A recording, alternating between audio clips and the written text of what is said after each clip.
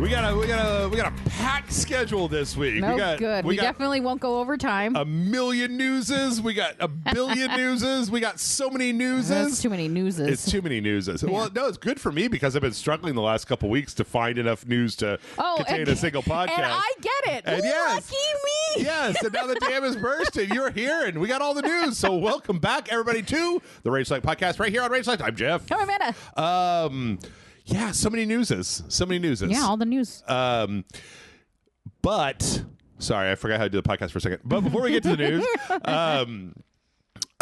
I was unsure what I was going to watch this week because it's been kind of weird on the movie front.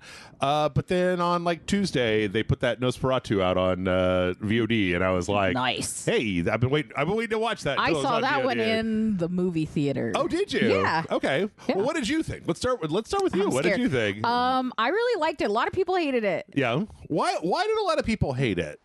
I was like, promise you, I do not know. Okay. Because I really enjoy. Now, I'm not like, this is the greatest vampire movie I've ever seen my entire life. I thought it was really enjoyable. I thought it was really fun. I think that it'd be a great companion piece to Crimson Peak.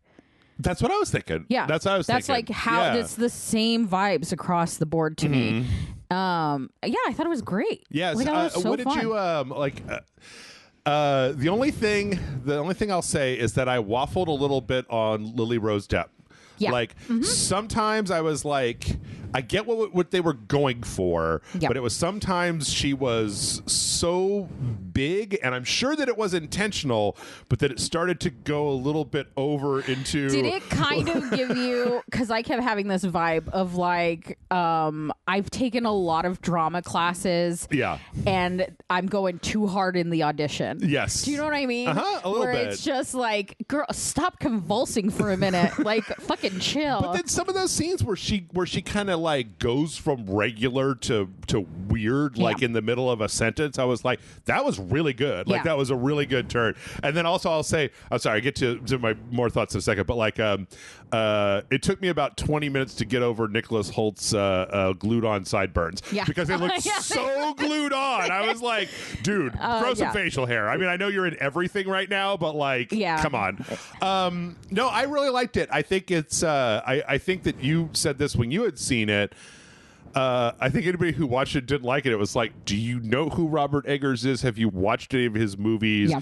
I feel like this is you're a person who didn't like it, or a person who had specific qualms with it. Like, I could see somebody watching The Vavitch and being like, that was so boring. Yeah. And it's like, yes, that's what this guy does. Yeah. Is, I mean, even The Northman had just like, that's the only one I haven't seen yet. Long stretches of kind of. I was having a hard time. Maybe you can help me with this. So, and I have one more thing I want to say. I can't just fill this whole thing up. Right. It's like there's a specific kind of vibe to some stuff that is like, it feels like super grounded. Like, I don't. It's hard to explain. I always get this vibe from time to time, but it's like it was like I got it in The Witch, and I've got it in a few other things, where it's like a lot of. It's the vibe that you get when you read like Dracula, and it's just like a lot of like people talking about things, and it's not a lot of like. Action. Yeah, there's not a lot going on. And even like the supernatural stuff is like kind of supernatural, but not like, I don't know, vampires flying around or punching walls or like throwing people. It's like, you know, a big hand shadow comes across and then some rats eat a person. Like, I really feel like he's old school in his filming, right? It's very like silent film, which makes sense obviously because it's Nosferatu. Yes. But also it feels like a stage play. Like in Dracula, all the like the Dracula stage play, all of the Dracula things happen off screen and get told. Yeah. So like I can't think of the girl's name in Dracula, but she literally Mina Harker. Yeah, she like looks out the window in the stage play and it's just like, there's a wolf staring at me and blah blah blah, but you never see it. It's like the diametric opposite of the Francis Ford Coppola movie, where they show all of these like really artsy, you know, the red armor and like costumery and stuff, where everybody's just kind of dirty and like it's a period piece, but it very much also kind of gives the vibe of the hyper realistic images in a SpongeBob scene where you're like all the movies around it are all cartoons versus the like you're seeing the like pimple on the butt of it, you know what I mean? No, what it reminds me of is it's like you could portray this kind of like this particular time period like a Christmas Carol where it's very like romanticized, and here was like, you couldn't pay me money to go live in this era. This is Shitsville, USA. Yeah. The beds are too small and the clothes suck ass. The beauty of Robert Eggers is that every movie is an excuse for him to do history homework. Yeah. And he goes like, oh, dialogue we would never understand. Right. Because we're not modern people. He's super true to costume. I was so impressed with the costuming and how like multiple days would go by and they'd be wearing the same outfits because that's what it was like. Because that's what it was like. You know, like modern movies, even when they're doing period pieces, every scene will have a costume change. Right. And it's like, it's nice to see, but that's not how it would have been. Yeah. And so in this, you're just like, she is in the same fucking dress been 6 months. The other thing I really appreciated about it is when you look at it in the realm of vampire movies, it's like we have vampires, we have like monster vampires, like just like amoral demon, like just an animal, no thoughts, all just like jumping and like they got the claw stuff. And then we have like, you know, the put together vampires, the sexy vampires. Interview with a Vampire, even the original Dracula, like absolutely, fucking those all dressed up and stuff. Bela Lugosi could get it. This Dracula was like, oh, this is horrifying. Yeah, like nobody wants to be this fucking guy. He said he wanted to make it less sexy. He was like, I don't want a sexy monster. And he made it a literal rotting corpse. Yeah. And some people online, like a TikTok is a strange place where they're like, I mean, and it's like, he even gave him an ugly mustache. What is wrong with you people? They show him naked a bunch of times, and that vampire has no ass. Yeah. His ass is gone. He skipped leg day. It's gone. He left it in the ground when he came out. Like, and the mustache. The first step to desexifying Dracula is like slap a fucking Gogo Bordello mustache on that guy. Like, I don't know. People were into it. Yeah. It's a concern. People are into everything. I told John watched a TikTok and somebody was talking about it and like getting yelled at where people were like, why are you like this? And I was like, never underestimate monster fuckers. Yes. They want it. Yep. I don't know. It doesn't matter. Del Toro had a lady fuck a fish. I don't know. Dude, it's not my job to worry about it. I've seen enough video essays about the fish fuckery that I'm like, I get that. But this is like, and like, here's the thing. I'm sure they exist, but this is like people who watch John Carpenter's The Thing and go, ooh, I want some of that upside down first of all, spider you've been action. On the internet long enough to know. Yes, I know that those people exist. I know they exist. It's just, the thing is that I've seen enough hentai to know where The Thing could easily go. There's just... You don't run into them very much in real life. I don't have very many friends who won't shut up about that I know of. Hang on. If they're like that, they keep it to themselves because of shame.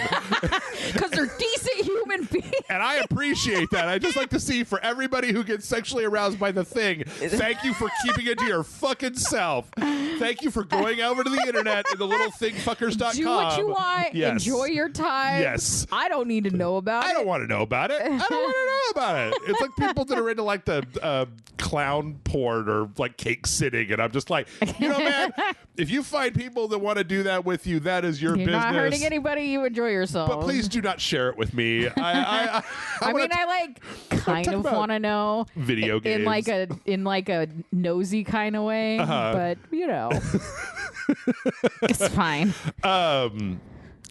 Anyway, I really liked it. Like, let's go way back and say I enjoyed it. It's a slow movie. Like, it's horror, but it's not scary.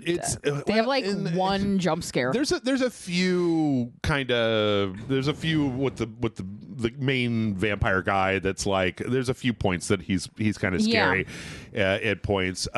What I will say, and then the kind of blue, black and white that they use to kind of indicate his stuff, that got a little old because it's not like full on black and white. It's like. But in any case, it was good. It was an interesting take. All I appreciated more than anything was that it was something different that I hadn't seen before. Yeah. It was an interesting take on the vampire mythos. And he's doing werewolf next. Well, he might be doing the labyrinth, but he's doing a werewolf. He just announced. Okay. I would like to see him. I haven't seen The Lighthouse still. The Lighthouse I don't like. Yeah. I don't like it. I don't want to see him get pigeonholed into just making monster I don't think The Lighthouse is a monster movie. I think it's... Well, no. I think it's a horrible movie, and everyone should watch it once, and then I never want to think about it ever again. No, I get it. I hope that he is able to stick alternating between, the witch, and then like something like the Northman, and then you got Dracula, and then you can go do something. Well, if rumors are correct, he's going to be doing a remake of The Labyrinth, and then he's going to do like the Jim Henson movie Labyrinth. Yes.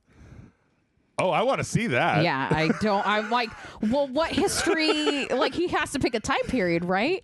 And he won't do modern. Somebody in an interview recently asked him if he would ever do a modern film, and he said the idea of filming a car makes him want to vomit. And I was like, Robert Eggers, the man that you are. The Labyrinth could take place in any time period. To be honest, absolutely. There's no reason that it couldn't be in the 1800s. It's going to be some like Irish folklore, and it's going to be the Fae stealing a baby. Sure. Like, is that not just exactly what it is? So what if he like joined forces with Guillermo del Toro? They made one movie together. They're fighting for all of the classic monsters. Del Toro's doing Frankenstein. He just did his version of Dracula, essentially.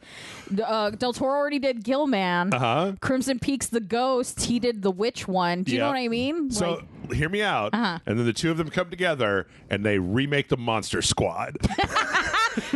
Okay, I know for a fact Guillermo del Toro would love that, but I don't think Robert Eggers would, but I'd be really interested to watch it. I wanted to be forced to make it anyway. I wanted to not want to make it and still have to make it. Now kiss. Yeah, kiss. Well, before we get into the rest of this, Amanda, what about you? You got anything? You watched anything? I haven't watched anything. I did, but we were just talking about the Thing and John Carpenter, and though I didn't get a Thing tattoo, the Thing tattoo, I did get a Prince of Darkness tattoo. Oh, really? Yeah. What kind of tattoo is it? It's on my shoulder. I can't show you because I'm wearing long sleeves today, but I can show you a picture of it.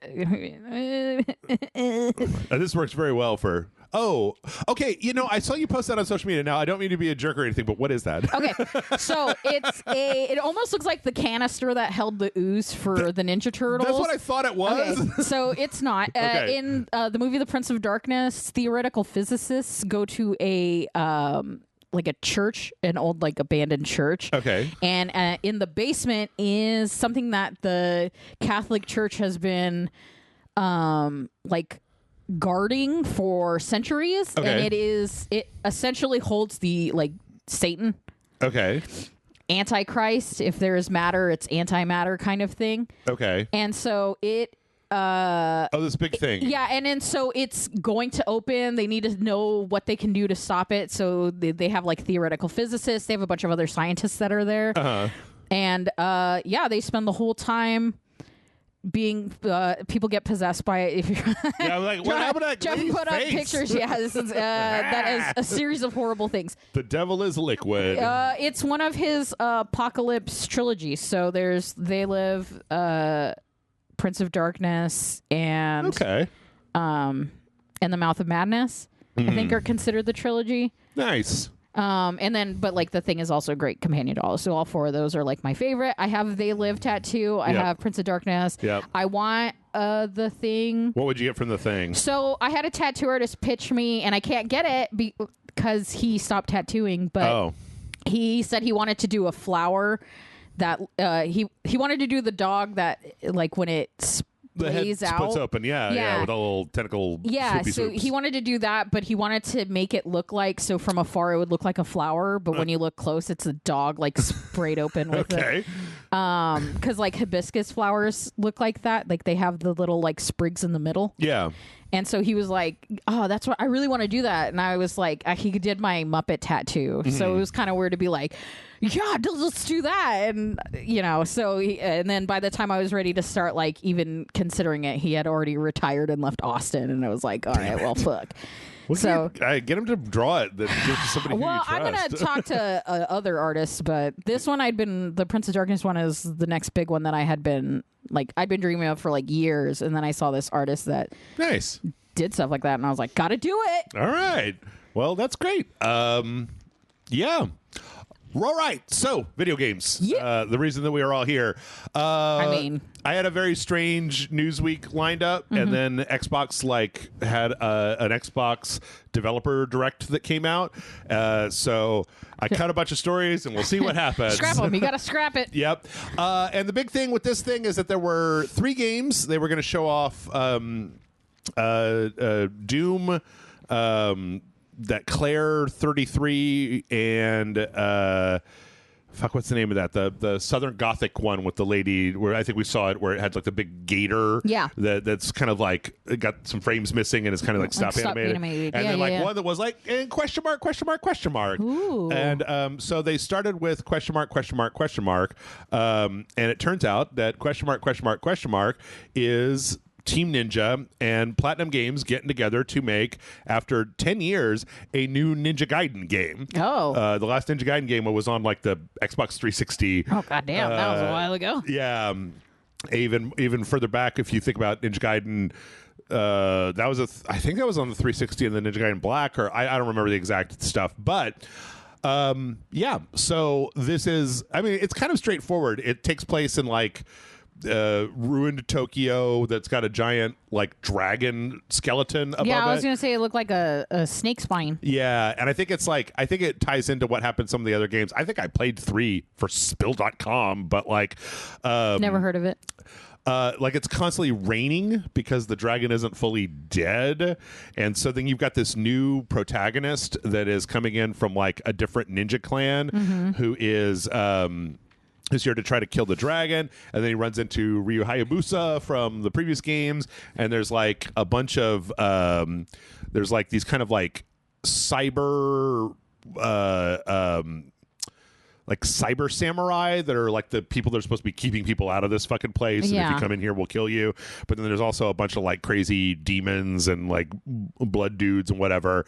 And apparently this guy is from like a different clan. He's from the Raven clan. That is different than the Hayabusa clan. And so it looks for all the world like dead ass like a fucking Ninja Gaiden game, like one of the modern ones. These look like such hard games.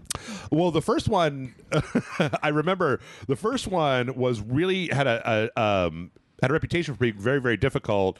And I remember specifically that one of the things I hated about it was that if you put it on easy, it put a big pink bow on the back of Ryu Hayabusa with a sash coming off of it. And it was like, okay, you go fuck yourself, video I'm game. sorry. Did I want to enjoy your game? Yeah. But now I'm not sure because I spent the last like 10 years playing increasingly difficult Souls games to completion over and over again. And I'm not sure if these days, if I would have the same... if it would be as hard as it was back then, just because I've been studying while you were developing this. I've been studying the blade. That's right.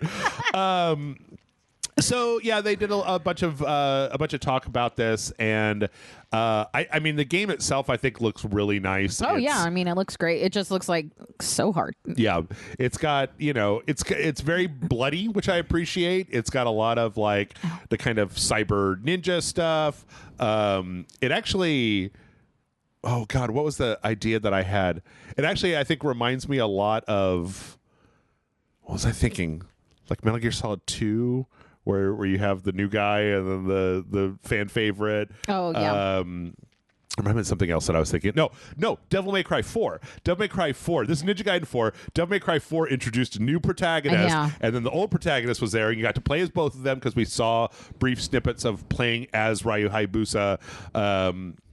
you know, you have this different action system for one character and then the other character. You've got this third person bombastic action. You got demons. You've got this like, you know, big kind of open area. And I was like, oh, okay. You guys are just making Devil May Cry 4, but for Ninja Gaiden.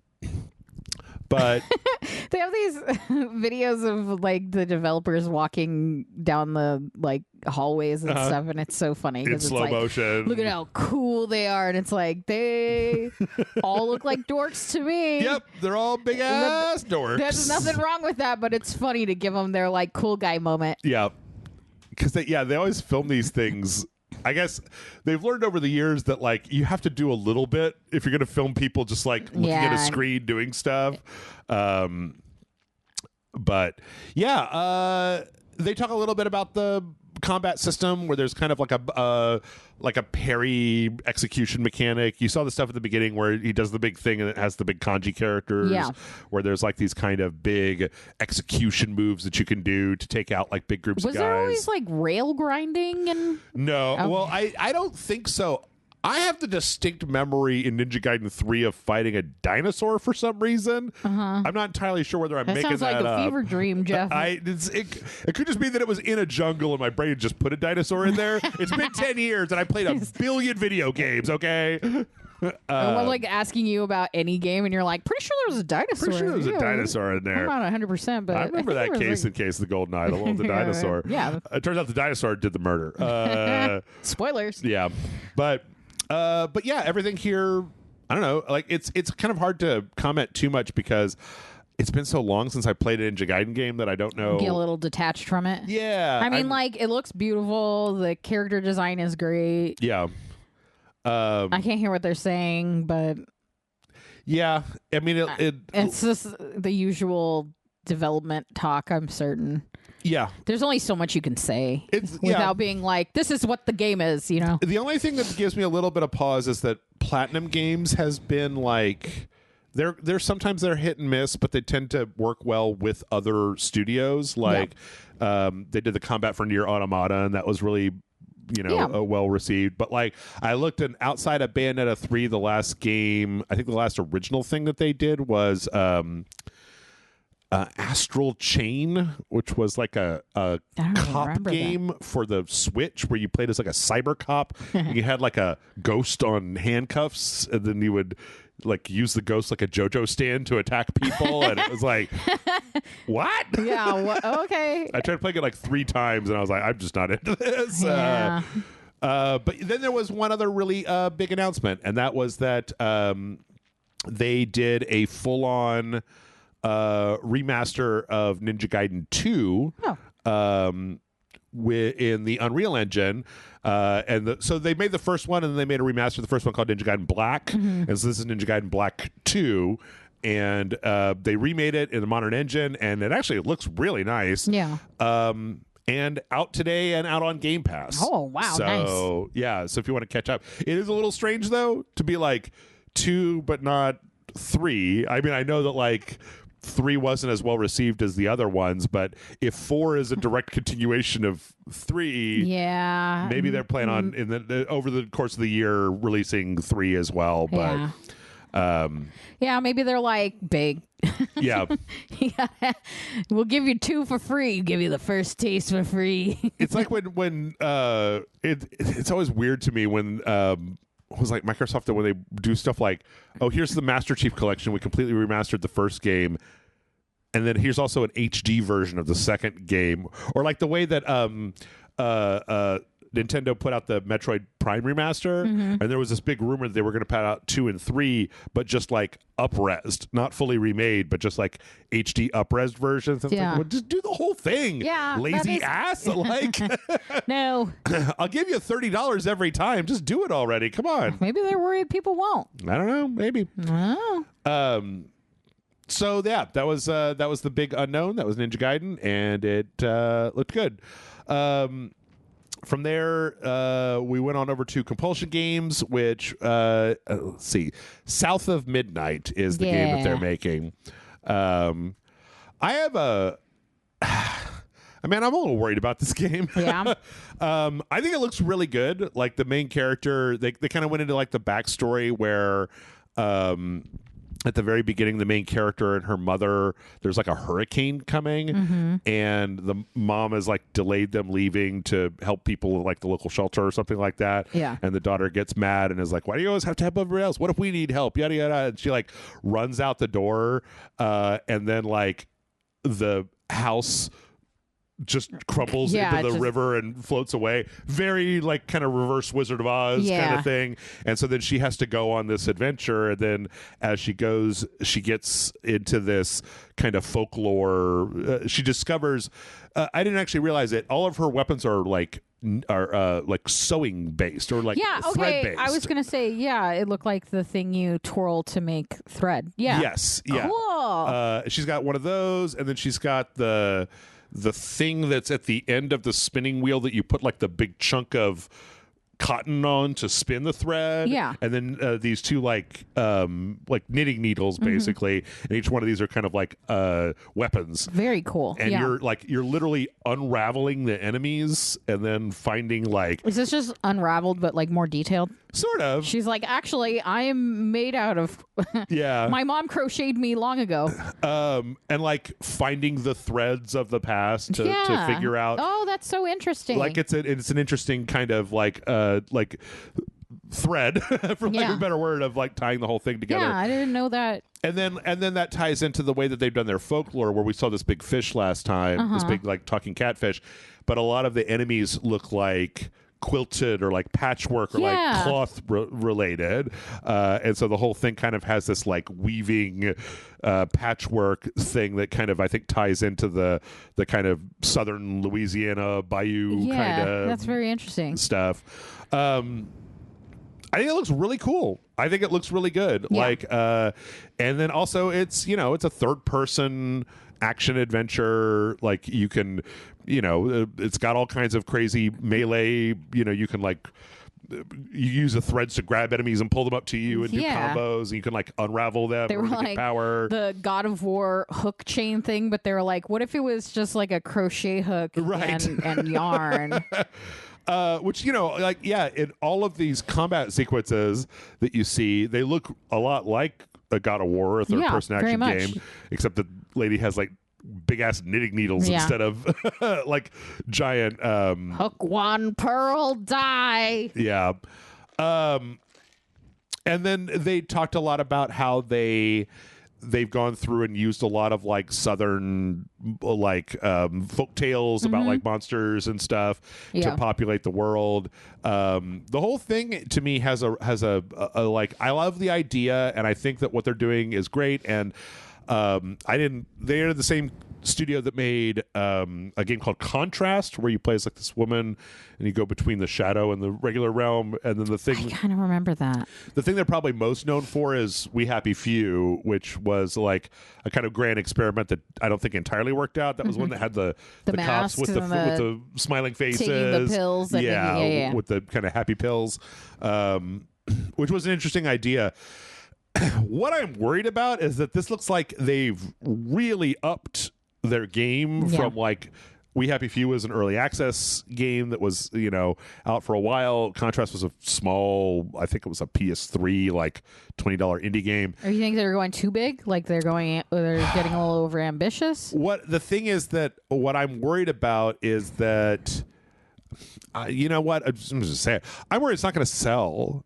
I'm worried it's not going to sell, even though it looks like it's fantastic. I'm worried it's not going to sell because when I look at this trailer, all I see right now is money. Like the art design is incredible, and like we're not even hearing it's got this like really nice soundtrack. It's got all this good voice acting. It's got obviously these combat systems that took time, these big levels, like all this setup. And I'm just worried that it's beautiful. It's beautiful. I'm worried that like I'll buy the concept art book. Microsoft invested in this, and that if it flops, then they're not going to be able to find funding because the video game industry is real like chintzy right now. There's not a lot of venture capital running around. Yeah. And I'm also worried, I just got to say it, I'm also worried that because it's got a black female protagonist, that it's going to make the internet people get real stupid. shitty and then even if it's a good game, people aren't going to buy it because they're just going to be like, nah, bro. Because I've seen a few games that were like, this is good. I don't know why people wouldn't play this. Does it harm a game if it's on Game Pass day one? Because we know this will be. Yeah. That's like, is that a good thing or a bad thing? Because everyone's like, well, I'll try it because it's on Game Pass. Do you know what I mean? So I don't. What I know from what I've heard is that being on Game Pass will depress sales, right? Because people don't pay full price; they pay for Game Pass.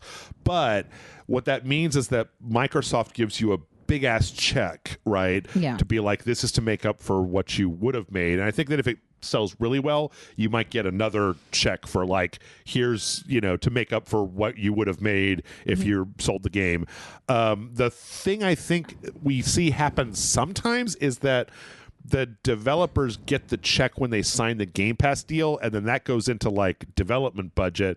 It's not like, because normally when a game sells, if you bring in a lot of money, then you can use that to keep the studio going while you do patches and other stuff. I just mean like if it's wildly successful, but it's on Game Pass. So like everyone's playing it, but they all have Game Pass. Is that something Microsoft is like, oh yeah, we'll pay for your next game because everybody... Do you know what I mean? Yes. Because I don't know the difference. I would say, so normally I would say yes. Yeah. But then they shut down Tango Gameworks after God, what was the name of the game where you played as the guy with the iPod in his chest with the robot arm that was all rhythm based? Oh fuck. I can never remember the name of Hi-Fi it. Rush? But Hi-Fi Rush, yeah. And that game was great. Like they shut down. See, the problem is I don't know. Yeah. Right? They shut down Tango Gameworks, but it was right after Shinji Mikami left. And it was possible that they did it because they were like, well, we wanted Shinji Mikami's studio, not a game studio. But the thing is that it was really weird because they dissolved that studio and then came out with a statement talking about how they wanted indie voices and original concepts and games. It's like, you just shut down a studio that does exactly what you're saying. So I don't know. I'm really worried about this because everything I see here, it looks like a game that was made by people that really care about this game, that they had an idea, that they're all very passionate and they're all super into it. And I'm just worried that it's going to end up, for some reason, whether it's Game Pass or whether a legitimate reason or a stupid reason, right? Or just that it comes out at the wrong time, because a lot of the stuff is coming out in April. Like this is coming out April 8th. And I think that if I was Ninja Gaiden had that's fall of 2025. But like out of the games we're talking about, like this one and Clair Obscure Expedition 33 are both coming out in April. Yeah. And there's a lot of stuff coming out in April. I think beginning of April, end of April. Yeah. No. I mean, not like egregiously, not like a week apart from each other or something. Yeah. But like, I don't know. I'm just worried about that game because it looks like it could be a really fun game, and then I can see that there's a possibility that it might get fucked for stupid reasons. Yeah. Like, from there, we took a look at Clair Obscure Expedition 33. I don't know if you know this. This is the one where it's like it's a JRPG that's being made by a French team. That's very like the concept of this is that there's this world and there's this painter, a woman that everybody can see in the distance, and there's a number, and every year she decreases the number by one, and everybody who's above that age just disappears. They just like Thanos snap out of existence. And so then what happens generally is the people who are the current age like try to go kill her or try to go stop her from doing this. And so that's what this is. It's got this kind of Robert Pattinson looking main character, even though it's definitely not Robert Pattinson. This is another one where like I think this thing is entirely going to live or die based on whether the story is accessible enough to get people in. Yeah. What's the gameplay on it? It's a JRPG. Oh, yeah. Like it's a turn-based JRPG. Where they've done. Like, I think I do actually remember seeing something with this. All the outfits are very they're very recognizable. They're using a lot of the Unreal Engine 5 tech, like all of it, like the character designs and then the Lumen and Nanite and all that stuff. So I don't know, that could be like a good thing or it could be a bad thing. It's supposed to be like trying to leverage all that stuff to basically make a game that is it's bigger than what you could make by just leveraging all of the automation features and all of the shortcuts that you can use with this engine.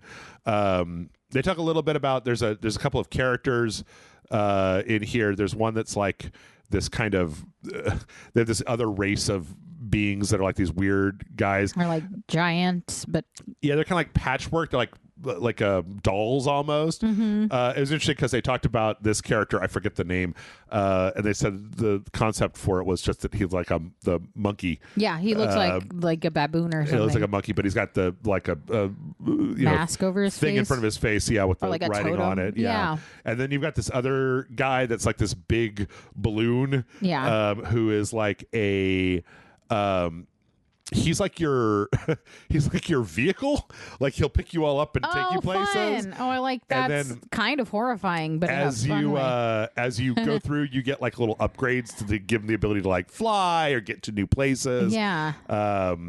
Oh, that's kind of fun. And then they really emphasize that all the characters have like their own individual little story beats that they're getting, and that they also all have like this really active RPG system where there's both an active attack and an active defense thing to it, but that you don't have to do it. You don't have to engage with that if you don't want to, which I appreciate because I don't want to. I get really tired of 40-hour JRPGs that want me to keep hitting a button every time my guy's got to hit a thing. I'm like, I'm looking at you, Mario RPG. That's why I didn't finish you.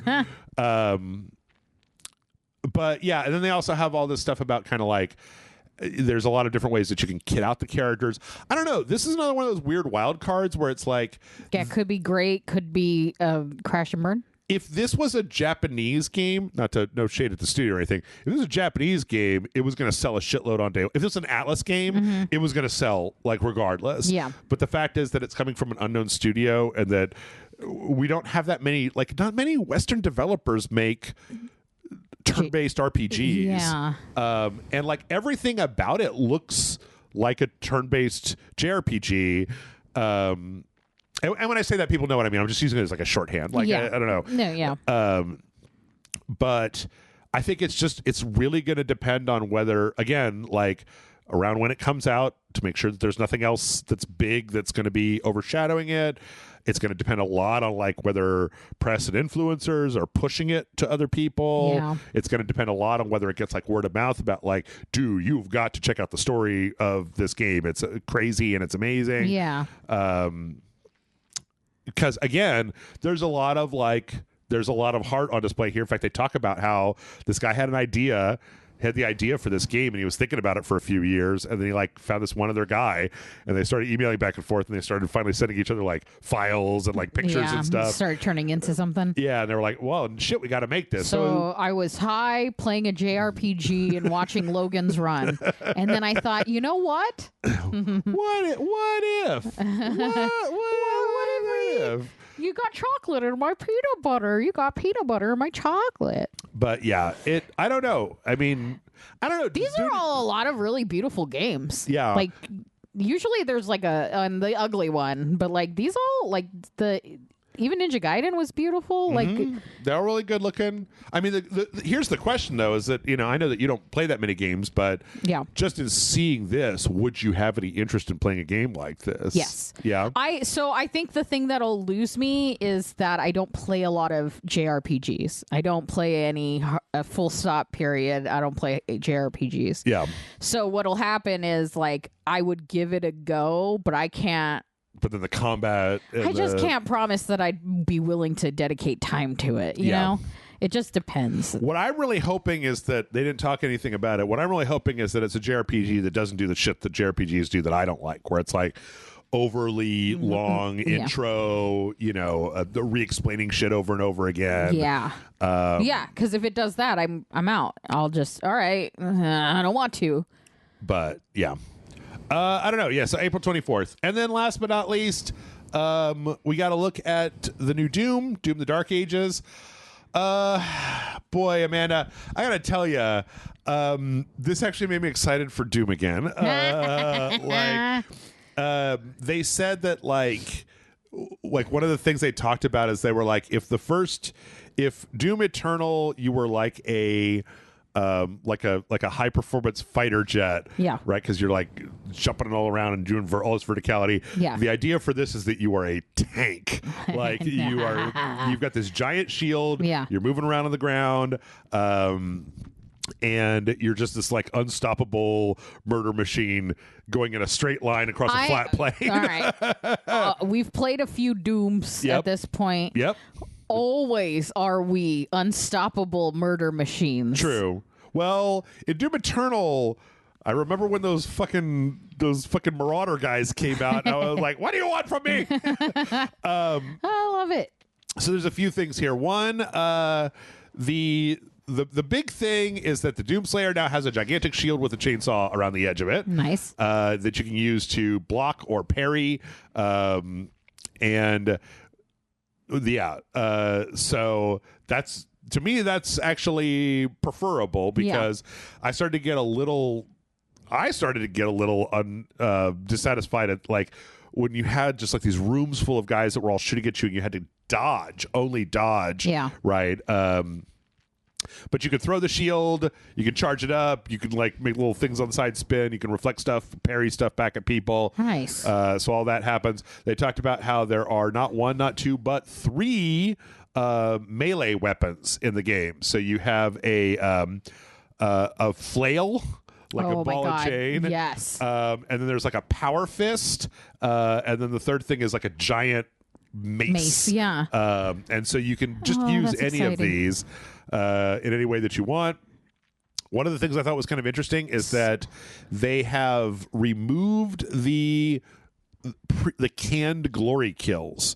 So when you're watching this, when you see the purple thing around them, that's like the symbol they can be glory killed, and at that point you can do whatever you want and the next hit will kill them and they'll pop with stuff. Oh, so it's not that like not a cutscene, but that like animation. The canned animation where you gotta watch it. Now I love the canned animations. Yeah, that made me happy, and I liked getting every time we got something new and we would do it. Yep. Yeah. Oh god, he just pulled that guy's foot off and then jammed it in his mouth. How did that happen? Like, gee, like it's so insulting. But then there's tons of guns. Like I took me a little while when I was watching this to notice this is a machine gun that chews up skulls and then shoots the fragments out of the front. Oh my god, I love it. Are we gonna do a sequential? That's a good question. The thing is that or is that a super secret question? Or we'll talk about it later. Well, okay. So the first problem is like I have no idea. I can't schedule that far in advance. Yeah. But there's a good possibility that if we play it and we like it and we've got the slot in the schedule for it, maybe because I can hold off. I could just like prolong Rise of the Golden Idol for as long as and when does this come out? April? I'll make it last a few months. Oh gee, I don't have the answer to this one, Jeff. Actually, I believe that this is March. That the reveal for this May. I don't think you can drag the Golden Idol. An extra month beyond that. The next to the last puzzle, the Golden Idol, for 3 months. I'm not doing that. They're like, please stop playing the game. But what's interesting about this is I'm still a little unclear about like this is supposed to take place before Doom 2016, right? And it's actually supposed to be. You remember in Doom 2016 there were like these audio logs from the other Slayers talking about how the Doom Slayer kicked all the ass in the Demon Wars. Well, this is supposed to be that. Like apparently some of the stuff that's described in those codices is like in this game. Cool. But the big thing for me is just like I don't want to have to do the thing where you have to use the right gun on the right guy. I don't like that lock and key system. Yeah, that was kind of rough. Yeah, that didn't do it for me. But they specifically call out in here like being able to use like any gun on any guy, and I'm like, well, if that's true, you gotta say it. And you gotta fucking mean it. Yeah, guys, I'm back on board because I mean I'm not seeing any of the UI prompts where it was like, you know what, in Doom Eternal where it was like very specific. I guess I'm watching like where you have to like explode these guys. Right. These guys have to be exploded. These guys have to be shot with a shotgun. These guys have to be killed with like the one thing. The other thing I like is that they've got all these modifiers in the settings. Yeah. Where it shows like damage to player, damage to demons, parry window. They even have one here that is like that they show where it's like the literal game speed. So like this is 100% game speed, and then they crank it up to 140%, and it's just like everything is faster. Yeah.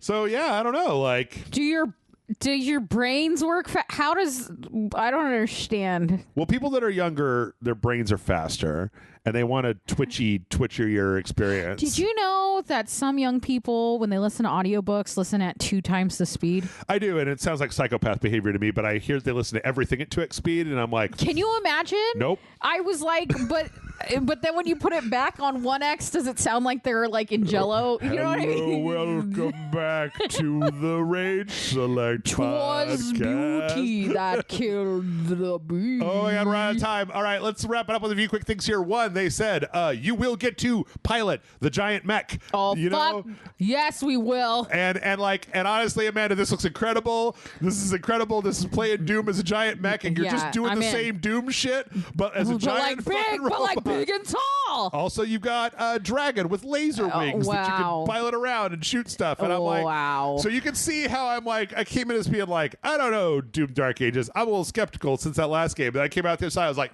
no, all right. Yep. You got me. I'm stupid, dumb asshole. And you're just like, yeah, but you get to pilot a giant robot and shoot a building-sized demon to death. Nothing you could say could deter me. And they're like, but what if you're a mech? And we're like, all right, fine. All right, fuck it.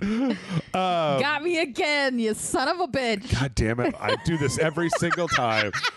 Also, I'm seeing a lot more medieval and a lot less of the weird future stuff, and I'm into that because the future stuff was all neon and it hurt my eyes. Yeah, and like by the time we got to the like with the weird evil angel people stuff, and it was like, oh man, what? Nah, man. I was going home genuinely. Every time we played it for the sequential, I was going home with a headache. Yeah, because it was just a lot on the eyes. Yeah, I could see that.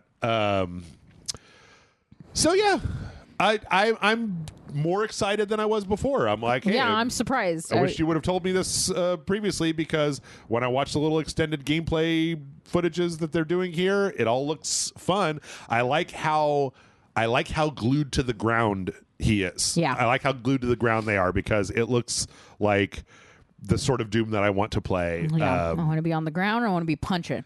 Feet on the ground, fist in your face. Yeah, and they also talk about how there's like secrets on the maps and stuff. And I'm like, good. Yeah, there's always secrets, me. Excellent. Wonderful. So, yeah. Can't wait to murder demons. May. We'll see what happens in May. It's gonna be May. Yep. And with that, we're going to go ahead and wrap it up. Well, for this segment. Hang on. Whoa. We got more to talk about. I'm sorry. We're going to go ahead and take a break. But when we come back, we still have all the other news stories that I got out. So, yeah, stick around. We will be back There's in definitely just 1 more. minute. Yes.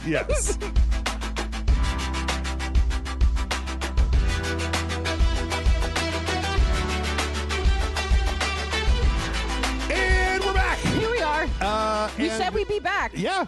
We definitely said that. We definitely said that. I definitely didn't accidentally try to wrap up the entire podcast after one thing. What is this, like the first podcast of RageSelect where it's only like 60 minutes long? People were like, hell yeah. Oh, there's a whole other. No, you know what? As somebody who has to go on long walks, I appreciate the 3-hour podcast where I'm like, whoa, man, yes, this is going to keep me going for like 2 days. Anyway, we have a whole bunch of news, and it's there's some interesting stuff in here. So let's get to it. I think we talked about this a little bit off mic, but we basically got a report last week that a bunch of upcoming Sony projects are basically being shuttered. So there was a God of War live service game that was being made by, I think, Blue Point. There was a game that was being made by Bend Studios, who is the company that made that Days Gone game with the motorcycle zombie guys. This is a very weird company. But yes, they haven't yet said whether there's going to be people laid off, but they are definitely canceling these games. And like this is a difficult one because we were talking about it beforehand of like it sucks that people will probably lose their jobs in this, that you probably won't be able to take, like, because Sony said they had something like 12 live service games planned for like this year. Yeah. And it's like the Last of Us one was already canceled, and God of War one and all that stuff. I'm going to save you guys some time. Don't do it. Yeah. Stop. Well, the thing is that all this shit was probably greenlit back when this seemed like a good idea. Yeah. And then after Concord came out, they were like, oh, this is not a good idea. Yeah. Like, we should not release 12 flops in the next 3 years. But, you can argue, well, it was greenlit when it was popular, but maybe don't greenlight 12. Maybe 5. I don't know. It's weird because we've got another story here that kind of goes into how it's possible that there might be this inadvertent shift happening, but for a very strange reason. Yeah. We'll get to that in a minute. Okay. But I think that it's good not to put out 12 flops. Yeah. Like, I don't know about you, but I have absolutely no interest in playing a God of War live service I don't game. even understand what that would be. I don't know. The War for Olympus, where you choose a champion and then it's like you level them up or some bullshit like that. I don't know, man. I always go back to, like, if you couldn't make the fucking Avengers work as an online game, and that feels like Money in the Bank. Yeah, like because they also had but Marvel Rivals. Insomniac had an idea for like a multiplayer co-op Spider-Man spinoff, like from their Spider-Man universe, where it was like you were going to go to the different Spider-Verse dimensions with different Spider-Men and do online kind of missions and stuff, and it was like I could kind of get that concept, but like I still wouldn't have played it. You know what? I'm just going to say that I think that what a lot of this comes down to is the fact that, like, I genuinely believe that even though there's a large majority of people who play Fortnite and Call of Duty Warzone and stuff like that, there are a lot of people who are like, I just want to play a video game by myself, y'all. That's me. I don't really do a lot of multiplayer. Yeah, I'm not interested in playing online. I don't want to play with other people. Like, I don't want to have to schedule and coordinate with my friends, and I don't want to play with internet randos. I just want to turn on a video game and be entertained. Yeah. It's like, can you imagine what it would be like if there was a new genre of movie where you had to have 5 people in the room to watch a movie? And so, like, you'd be like, some of these movies are pretty good, but, like, fuck, dude, sometimes I just want to be in my home in the dark by myself watching a movie. Can you imagine if it was like, oh, if you want to watch Avengers Endgame, you have to have 3 other people come to your house. Yeah. Like, there's no other way to watch it. If you want to watch it by yourself, you can, but half the movie isn't there and it's not quite as good. Yeah, you're missing the perspective of like half of the characters. God damn, that sucks. But what if there's a book where you had to, like, go to a place with 4 other people? No, but like, okay, now I'm back. That would be kind of fun, right? Like, if you have like a book club, like the book's called the book club, and each person it comes with 4 books, and then you give the 4 books to your 3 friends, and you and your 3 friends read the different perspectives.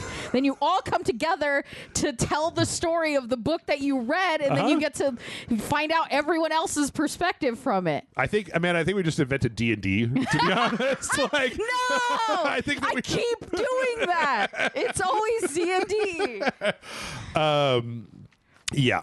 There was also another game that was a Horizon Zero Dawn MMO that was being made by NCSoft, which is like an Asian developer that was also shuttered. But apparently there's still like a Horizon Zero Dawn, some kind of multiplayer thing that they're working on.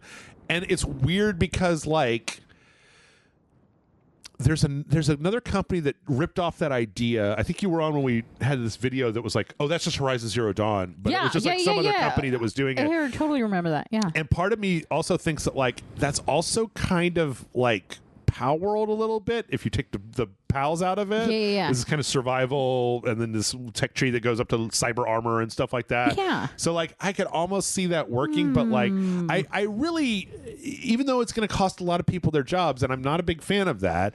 Like I honestly think that all of the people that were working on this should be tasked to start a new game that's like a single player narrative game in a genre that people will like. Yeah. That like it's also just like I like that the industry seems like they're being a lot more careful with green lighting this slop that's just like even if it's like there's nothing to say that Bluepoint is a good studio and that a God of War live service game could be a good game, but it's like I've always said with certain types of games where the best version of this is still something that I'm only moderately interested in. I will dump 200 hours into Baldur's Gate 3 and so will a lot of other people. But like when you're like, but what if you played Destiny for infinity hours? And I'm like, I don't have infinity hours. There's other things I want to do with my life. I just think that like once you start anything that's like multiplayer like that, like mass multiplayer, it's harder to be successful. I think when it's successful, it's like lightning in a bottle and it's super successful. But like not that it's easy, but I think a single player game has an easier shot than a big multiplayer game of being sometimes it just seems like it just makes more sense because you're only really relying on people like enjoying, like if you make a good game in both versions, it's the big mass version or a single player version. If you make a good game, one relies on so many more people not only buying it and playing it, but like continuing to play it all the time. And the other one doesn't. Sometimes shitty fucking games get bought and are wild successes, but nobody plays them after the first week because they bought it, found out it was shitty, and are trapped with it because they already fucking bought it. But like that, like they won't continue playing the other one. You know what I mean? It's also just like I go through this every week where like people will probably notice that as the podcast has gone on, like I more and more at the beginning of the podcast talk about movies. It's because I can watch a movie in 2 hours. Like last week I was Nosferatu is not 2 hours. Okay. I can watch a movie in under 3 hours. But like, like a few weeks back I was like, you know what? I really want to watch that Shogun show that came out last year on Hulu because everybody said it was really good. It keeps winning awards. But it's like 14 1-hour episodes and I'm just like, that's a lot of movies. I'm just gonna have to fill up every free moment that I have with trying to watch this show, and I just don't have the time. And like if I watch half of it but then I get distracted by something, like I play a lot of video games, man. I don't really have time for a few hobbies in a day. So then when a game is like, but it goes on forever, and I'm like, I want it to end. Forever, Like I like it when things end. I like it when things come to a conclusion, and I'm like, yay, I like that. Now let's do another thing. Like I don't want just a bowl of soup that never empties. Like it's just that's like, too much soup. I don't want that much soup. Sometimes I want a sandwich. This metaphor's off the rails. Tomato bisque. Like how much tomato bisque can you even eat? Let's see. In other Sony news, Ted Price, who is the head of Insomniac Games, is stepping down. This is really interesting because apparently Ted Price has been the head of Insomniac Games for 30 years. Like he doesn't look. Was he 12 when he started? He does not look old enough for 30 years of. Man, I think that's just people who have like a lot of money and access to like moisturizers and sushi all the time, and Does sushi make you younger? Getting a lot of sleep. Because I eat a lot of HEB sushi. No, I'm just saying, like this motherfucker isn't eating at Popeyes like I'm eating at Popeyes. So it's like it's interesting because they've done a lot of good stuff, and they're currently having 3 different people kind of step up to co-run the studio as time goes on. But this guy came back in like the Ratchet and Clank days. Like Insomniac was founded in 1994, so And he's been there since 1994. Like, he's the only one. You know what? I think this dude is probably the studio probably started when he was in his 20s because you could do that back in those days. And that the 90s was a lawless time. Everyone knows that. He's probably in his early 50s. So, but that's going to bother me.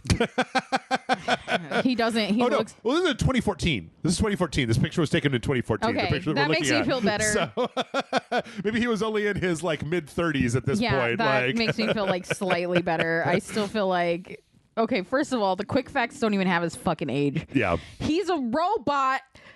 Why would nothing have his age? Nothing has his age. Well, he's like the CEO of a video game company who's not like Hideo Kojima or Todd Howard.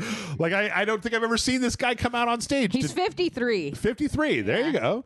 So, Took too much of my life to figure that one out. So he was 42 when this was taken. Yeah. Which that makes sense. That's sorry. We're looking at a picture. Better. Sorry, the older you get, the more you'll understand this panic I just had. Yep.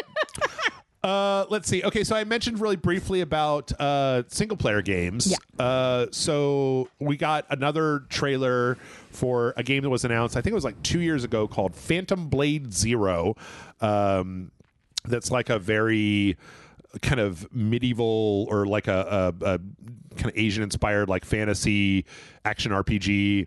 And they just put out a little demo with this boss fight. It's a pretty cool boss fight because it's like these puppets and they kind of. Is that what they are? Okay. They're kind of like these weird marionettes they that kind of ghosts. Yeah, that kind of come and go. Well, they have a big hole for a face. Yeah, that's yeah.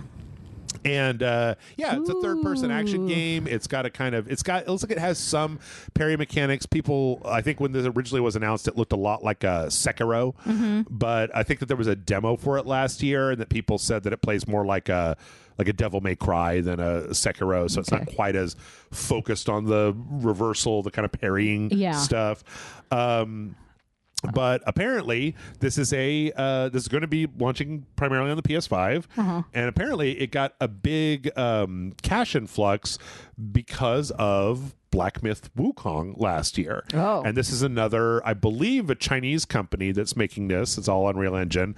And between Black Myth Wukong and Stellar Blade, there seems to be kind of this is what I was saying before, is that there's an interesting thing that the game industry, that these Chinese developers are not making live service games. They're making single player action adventure games that look good, and they're putting them out, and then they're selling a shitload. Yeah. And to the point where now, other companies are like, here, let us invest in your next thing because we had a huge return on investment. There's a common thought that the amount of money that Black Myth Wukong made last year offset the losses that Sony took on Concord, and that was one of the reasons it didn't have to be as much of a problem was because of this huge cash machine. Yeah.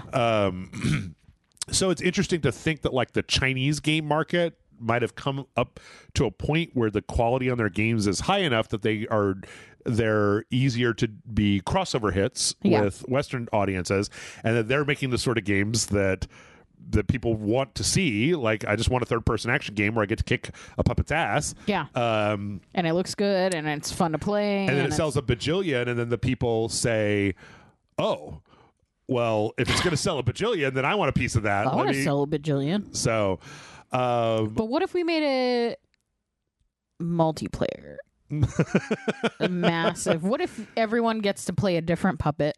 Well, that's the interesting thing, right? Is that because a lot of times I think that I have this is just the feeling that I get, but a lot of times I feel like the multiplayer stuff is something where your studio is a subsidiary of a larger studio, and the people there say all the new profitable games have multiplayer. You need multiplayer in your game. Whereas if you're just some Chinese studio that's making a hack and slash action ninja adventure game, there's nobody to come pressure you because you're just making your own game. Creative freedom. Yeah. Yeah. But with enough money and resources to make like games that traditionally would be considered AAA, right? Like absolutely. Big action adventure, big like cutscenes and good audio and writing and stuff like that. So yeah, it'll be interesting to see as this moves forward whether this trend ends up changing the way that Western developers decide what sorts of games they want to make, because it could be that if these Chinese single-player games keep making a lot of money, that they're like, well, okay. How can we make this so that they learn the wrong lesson? Yeah. Because it's always the wrong one that they learn. There is that, too. What'll probably...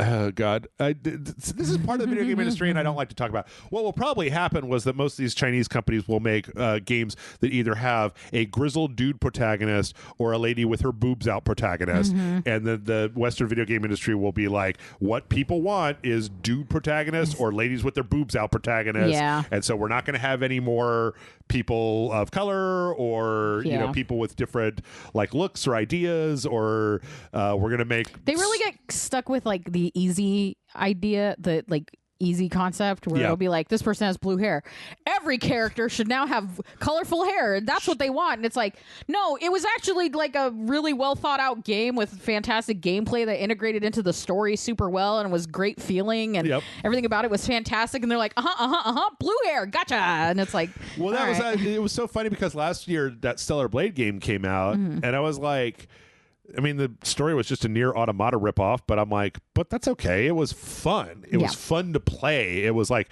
it had enough of a story to keep me engaged, and the moment-to-moment gameplay was fun enough that I was just kind of put it on, and I played it. Like, it was weird because that was a game that came out on like a Friday, and we recorded it like on the Wednesday of the next week, and over the weekend I just beat it. Yeah. And then it was like, oh, we went to record it. I was like, I fucking beat this game already. Well, let me show you all the tips and tricks. Yep.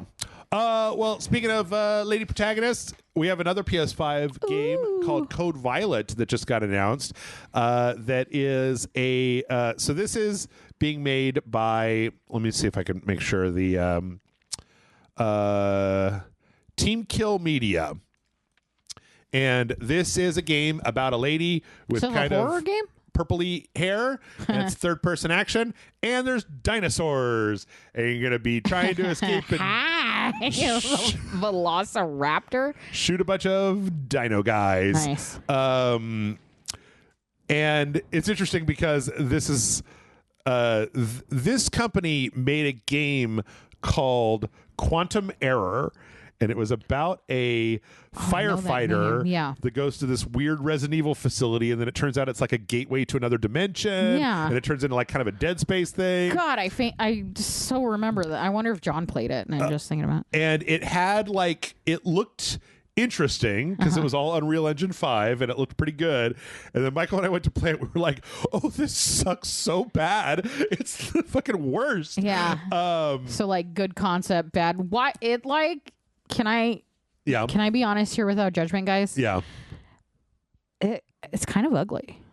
Oh, they've got Unreal Face. They're just real ugly looking people. Yeah. Like emotional shit's happening and I'm like,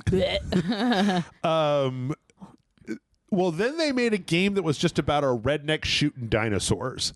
And that was pretty well received. I mean, that sounds amazing. And now this literally looks like just Jurassic Park. This looks like they took frame for frame Jurassic Park moments. So what this looks like to me is that they took their redneck shooting dinosaurs game and then they mixed it with their Quantum Error alternate dimensions big tech sci-fi facility game, and they made this Code Violet game from it. Yeah, but I mean literally. Yeah, like that was the shot where the banner comes down in Jurassic Park and the Velociraptor putting his head out and like looking. Oh, there was a scene from Alien 3 with the eggs. And the eggs in the fog is an Alien trailer thing, and this is very like. On the other hand, I don't trust it because it looks like they just went, what if we like mix these two movies, and all of the trailers are just pieces of those movies they ripped off, which you can do in video games. I'm totally fine with them doing that, but I can't trust it until I know what the gameplay is. There's a very good chance this is going to be just garbage. Yeah. There's a very good chance. But the concept is fun enough. But like Alien, you know what I mean? Like that was just Alien. That is also Alien, I think. It's Resident Evil Afterlife. Oh yeah. But the thing that's interesting about this is that it's like, as long as Capcom refuses to bring back Dino Crisis, then you can make a game with the lady with purple hair with a gun that shoots dinosaurs and just be like, I haven't won anything at this point. But the reason that I have this here is because there's a very funny story connected to this. Oh yeah.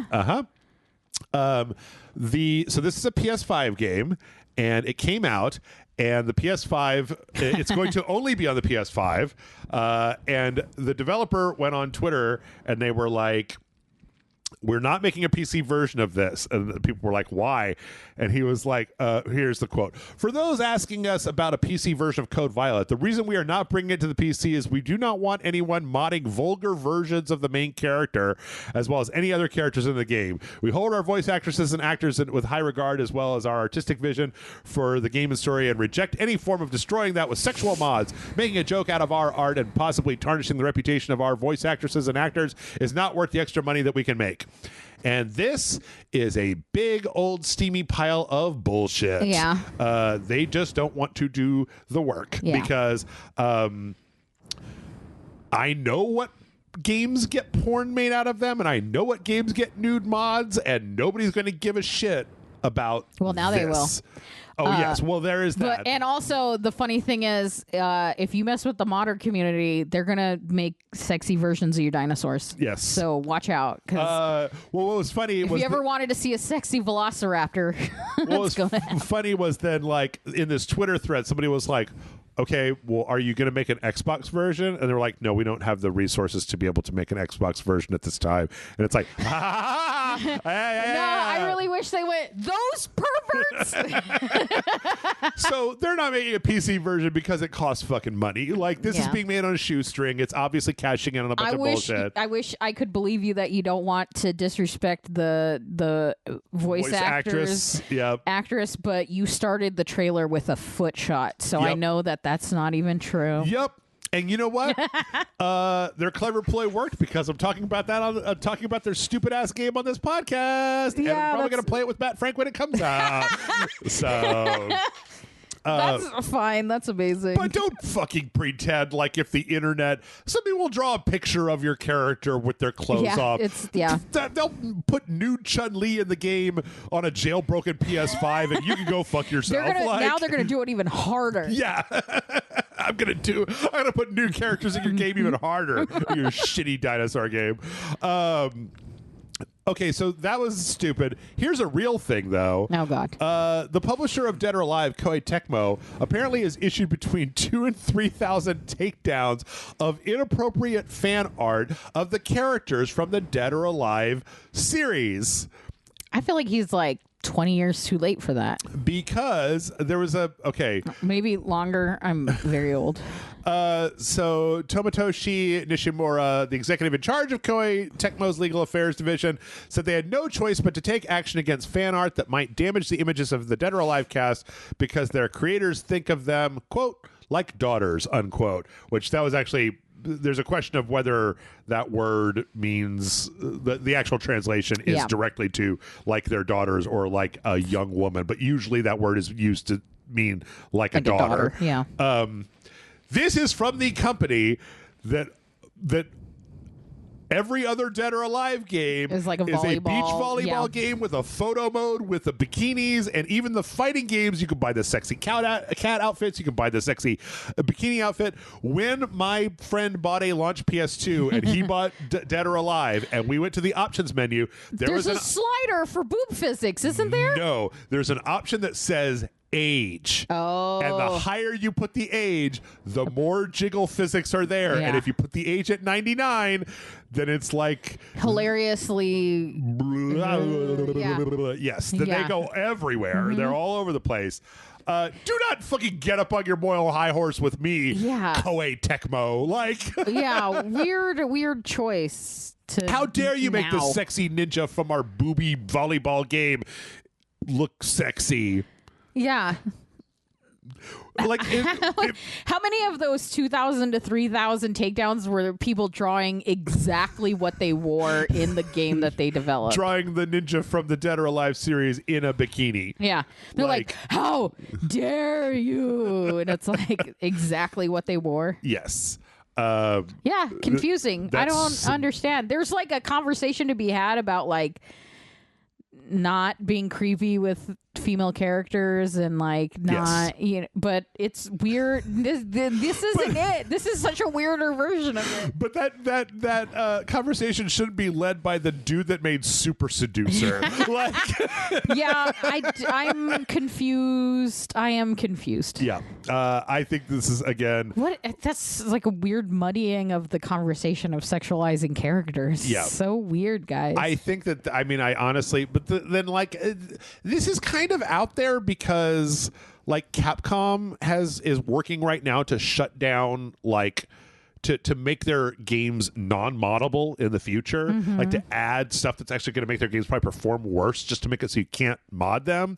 And that probably all stems back to the fact that there was a Street Fighter tournament where somebody joined with a nude Chun-Li mod, which I honestly do not understand why you would want to play Street Fighter. Like, I understand why you might want to play Resident Evil with a sexy outfit on, but then fuck these guys, man, because these are the companies where it's like, oh, if you beat the game in under 2 hours, we have a bikini outfit for Jill. Yeah. And it's like, you fucking started this shit, you pieces of garbage. Like, don't you pretend like you don't know what you're doing and that you don't know what people are doing. Like, leave the internet alone. Innocent. The internet is full of perversions, and that's part of the bedrock layer. You can't take that out without the whole thing crumbling down. That's a load-bearing issue that we all deal with. Yes, exactly.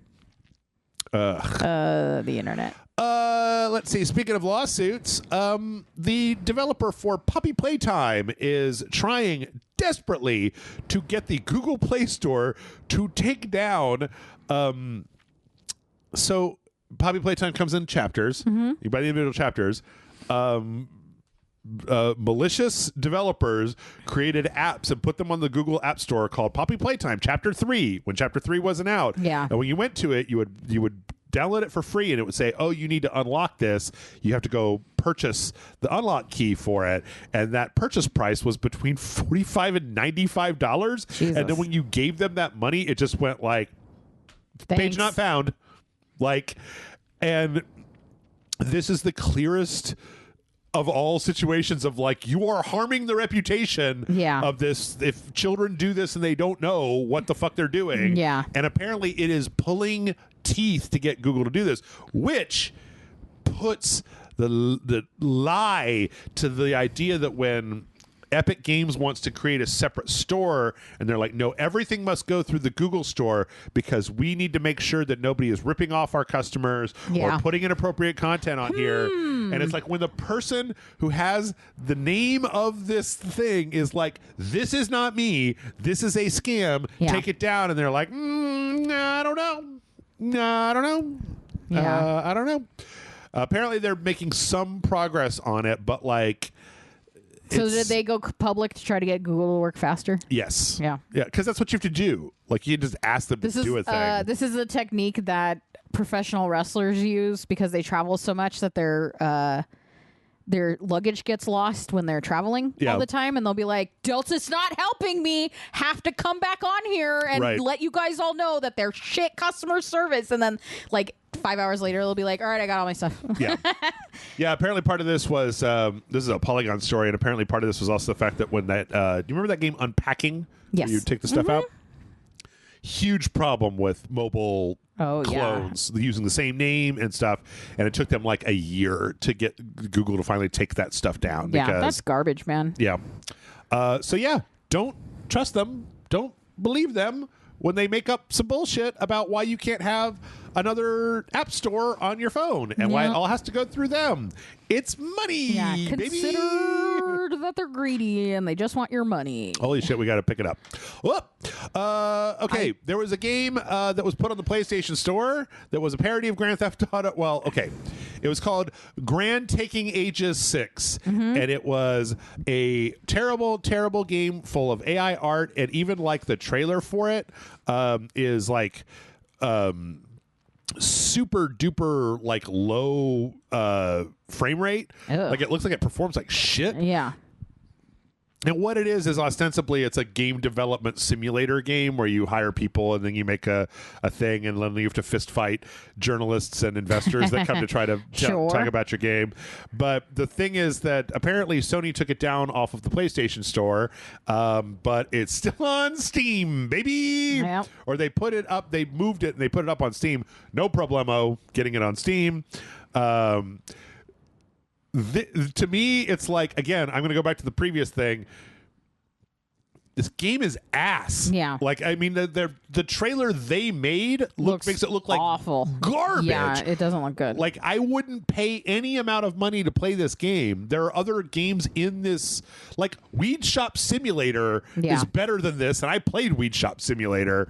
And the idea of like, can you guys not get any quality control in this mess? Can you just be like, hey, that game's not good enough for the Steam store. I'm sorry. You will have to go somewhere else. I mean, I guess the fact technically, not to start like a weird argument, but did they do anything wrong?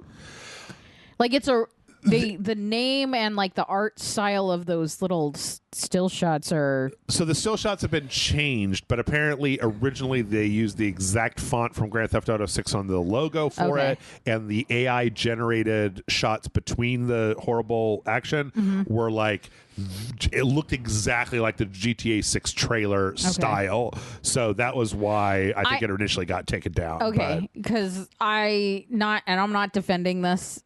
Yeah. But like in the age of like movies, we would always see the poster that looks like a different, and then it would be like some shitty vague version of what it was that you thought Asylum it was. Yeah, stuff. Asylum movies are a great example, like Atlantic Rim or whatever. Right.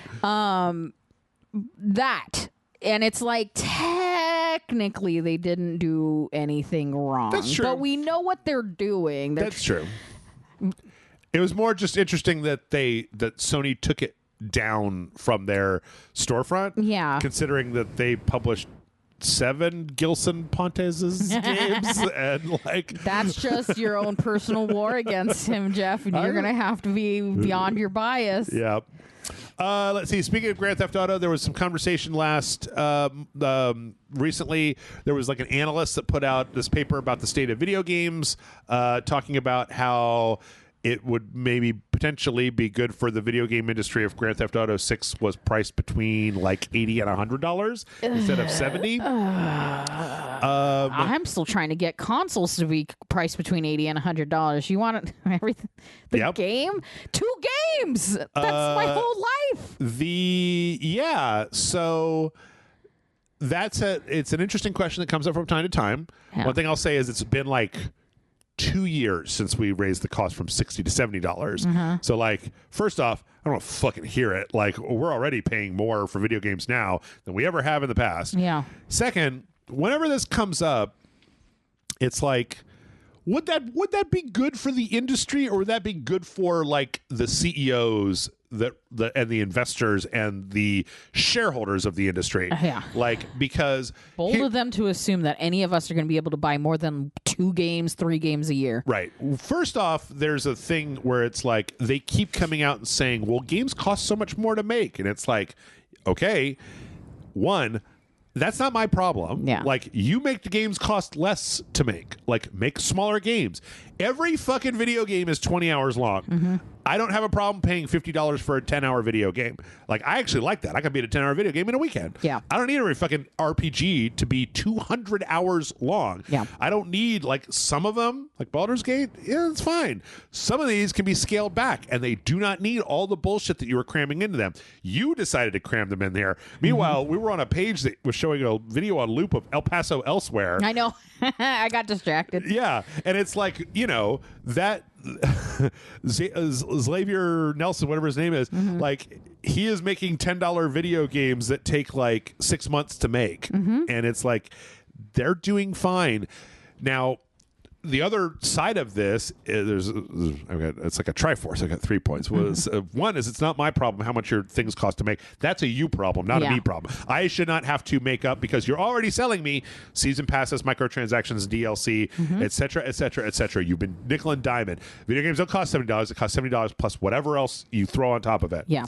Second, there is, as I keep saying, everything has a what price will it sell at? You can charge $200 for a Big Mac, and you may even sell to some people who have too much money $200 Big Macs. Yeah. But you are going to make more money if Big Macs are $5 and you sell them to every fucking buddy. Yeah. You can't just decide. I mean, of course you want more money. Yeah. I want more money at patreon.com/RageSelect. Like, we all want more money, but there's... We looked into it, and actually RageSelect would do a lot better if you guys would go to patreon.com/RageSelect and donate about $80 to $100 a month. Yeah. I've raised the Discord tier to $100 a month. Like, right, there'd be 4 people there. Yeah. And, they'd be the mega fans, but, like, it doesn't work that way.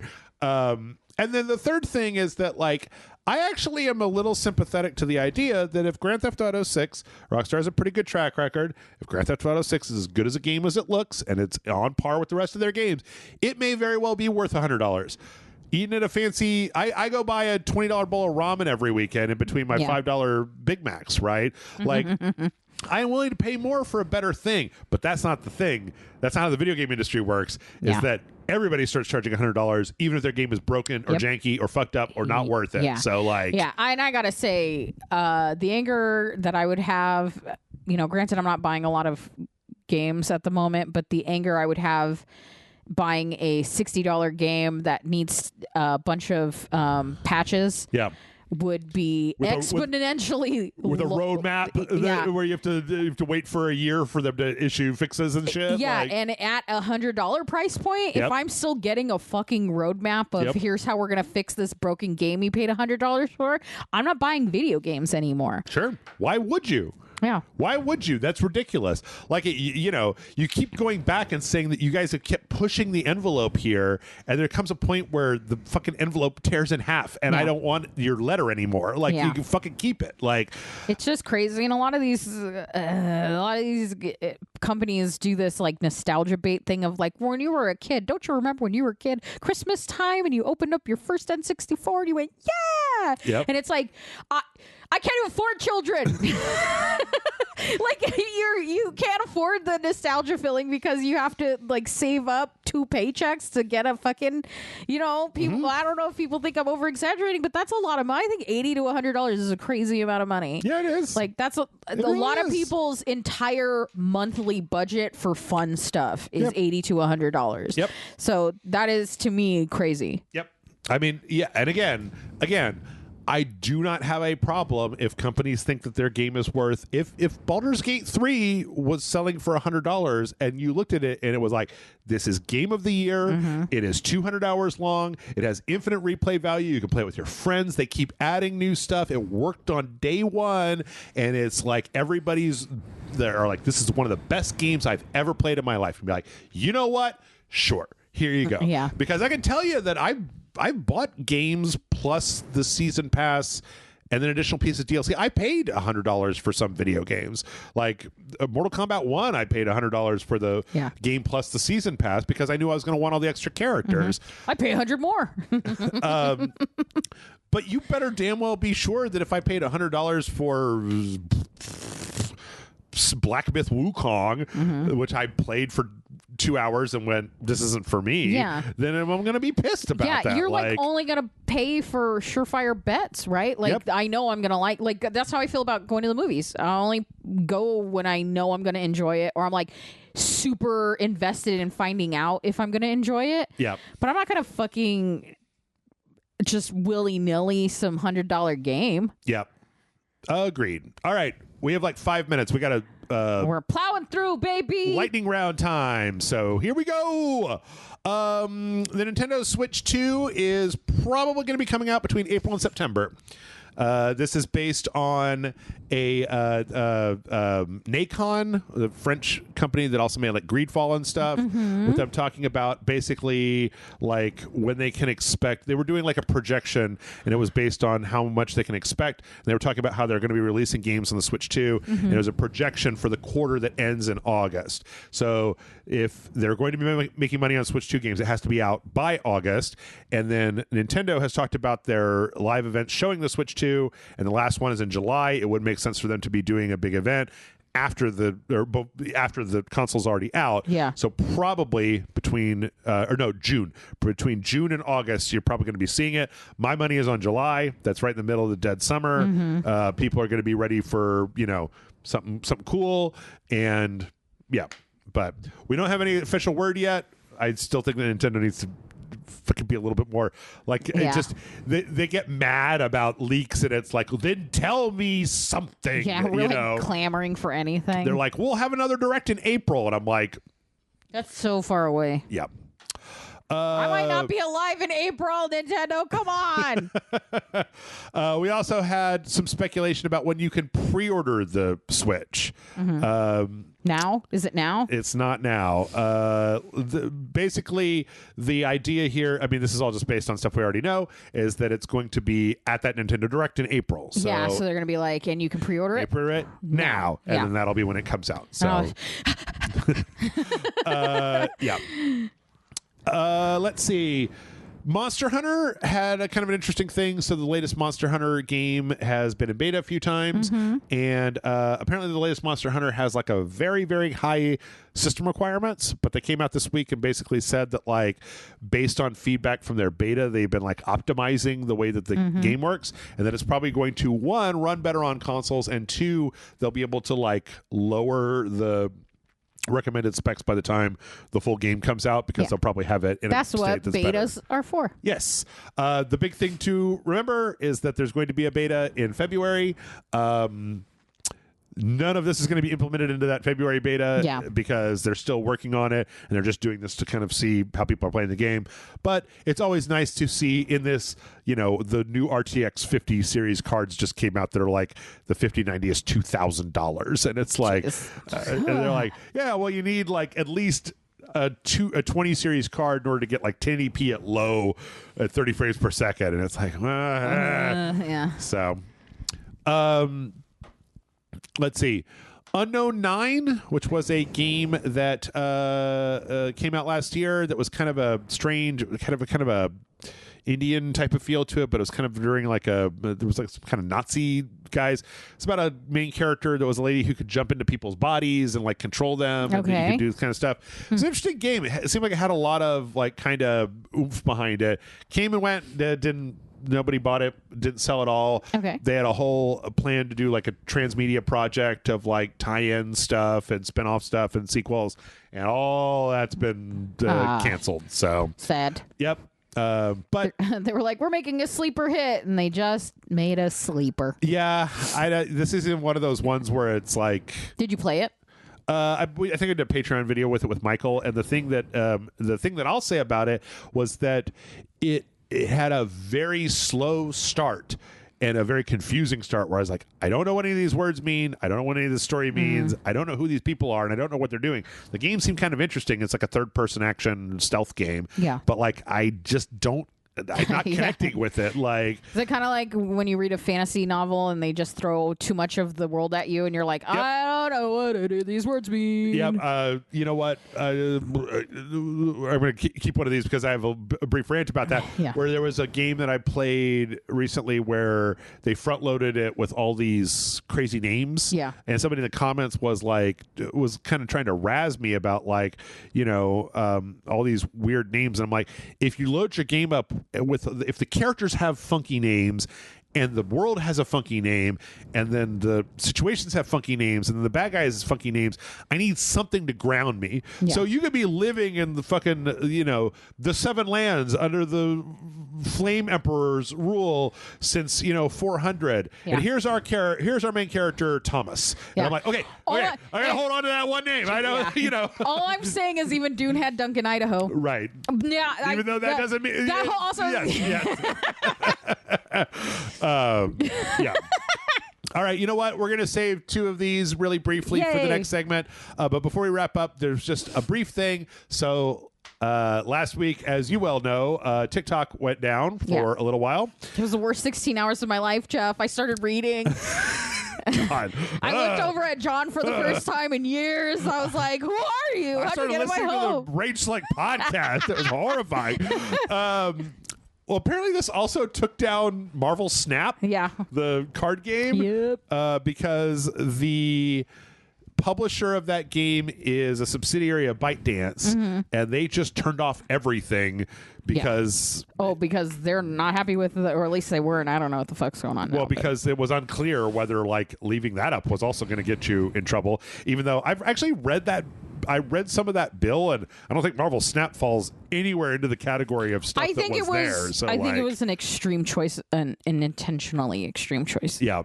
So it was offline, and it actually didn't come back online until after TikTok. Like, it was like 8 hours after TikTok. Yeah. Marvel Snap finally came up, and they're currently shopping around for a new publisher because they're like, if this is the world that we live in, then we can't have a Chinese publisher anymore because, like, who knows what fresh new garbage is going to happen next week. Yeah. I feel ways about it all. Yeah. We feel lots. We don't have enough time in the podcast for me to talk about that. This isn't even the podcast. That we would have to go to our secret podcast that doesn't exist. Yeah, definitely doesn't exist, and you can't find it anywhere because it definitely doesn't exist. And don't look for it. Because Don't look for it because I promise it doesn't exist. I know that we're saying this to make it sound like it does exist, but it doesn't exist, and you can't tell me otherwise.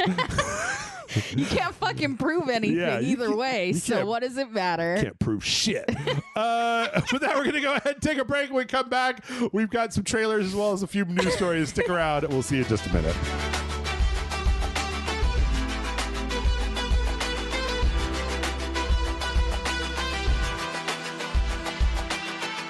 And we're back. Yep. And it's time for our last piece of podcast cake for all that just didn't work. That just didn't work. It's time for more podcasts. It's the third part. Here we are. Yep. We got a few news stories to just go over real quick before we jump into the trailers. First off is that EA has announced that they are shutting down EA Origin. So EA Origin was like their client Steam thing that they had for a while when everybody wanted their own Steam competitor. Yeah. There is currently an EA app that you can get that they're basically migrating all of the accounts to the EA app. However, this has had a very strange knock-on effect, and that is that the EA app only works on 64-bit operating systems. Oh. So what this means is that if you bought a bunch of games on EA Origin and you do not have a 64-bit operating system, which most people do, let's be honest, you're shit out of luck because that app is being sunset. It no longer has support, and you won't be able to install the new app because it only has a 64-bit version instead of a 32-bit version. So, which kind of sucks because there's a lot of old games, you know, some like the old Burnout games and some of those old EA games that were on that app, and they're still on the new app. It's just, you know, the idea that you have to get a new computer to play Burnout Paradise is a stupid idea. Yeah, that's kind of sad, actually. Yeah. So, yep, just FYI, everybody. And then before we get in there, one last story. So it turns out that there's a new thing in Mortal Kombat 1 that came with the update that put Conan in the game, where there's been a long rumored pink ninja in Mortal Kombat called Floyd that has basically all of the ninja powers. Sure. And now it turns out he's in the game. Like that there are certain challenges that you can do in the game, and when you do it, it adds a little thing that says like Floyd points or something, and if you get enough of them, then you get to have a fight with this pink ninja in a big field. Anyone who knows Mortal Kombat should know that this isn't a surprising thing. Like they've consistently, like Rain was from a rumor, and I think like Jade or Scarlet. Well, it started or with like Reptile, right? Yeah, they'll be like, I hear that like if you beat this level or you do this fatality right, you get a green ninja, right? And stuff like that's been going on forever. And every time they're like, okay, and they do it, yeah. So in comes Floyd. Yep, in comes Floyd, and then if you apparently if you beat him, you get the little grassy stage that he's on. He's in this kind of field with the light behind him, and you get that as a stage that you could play in various places. The internet is still working on the exact steps to unlock them. It seems to have something to do with like challenges. So when you do these challenges, you get these like little Floyd points, and at the end you get to fight Floyd. Nice. So there you go. I love it. Yep. You guys are weird, and it's my favorite thing. Speaking of crazy crossover stuff, the new Black Ops 6 season is getting a Terminator skin. Sure. They previously had Terminator 1 skin? Yes, they previously had T-1000 and Terminator 2 skins in the game, and now they're getting the Terminator 1 skin. So one is just the pure exoskeleton or endoskeleton Terminator, and the other one is the real janky looking young Arnold in the like green jacket from the first movie.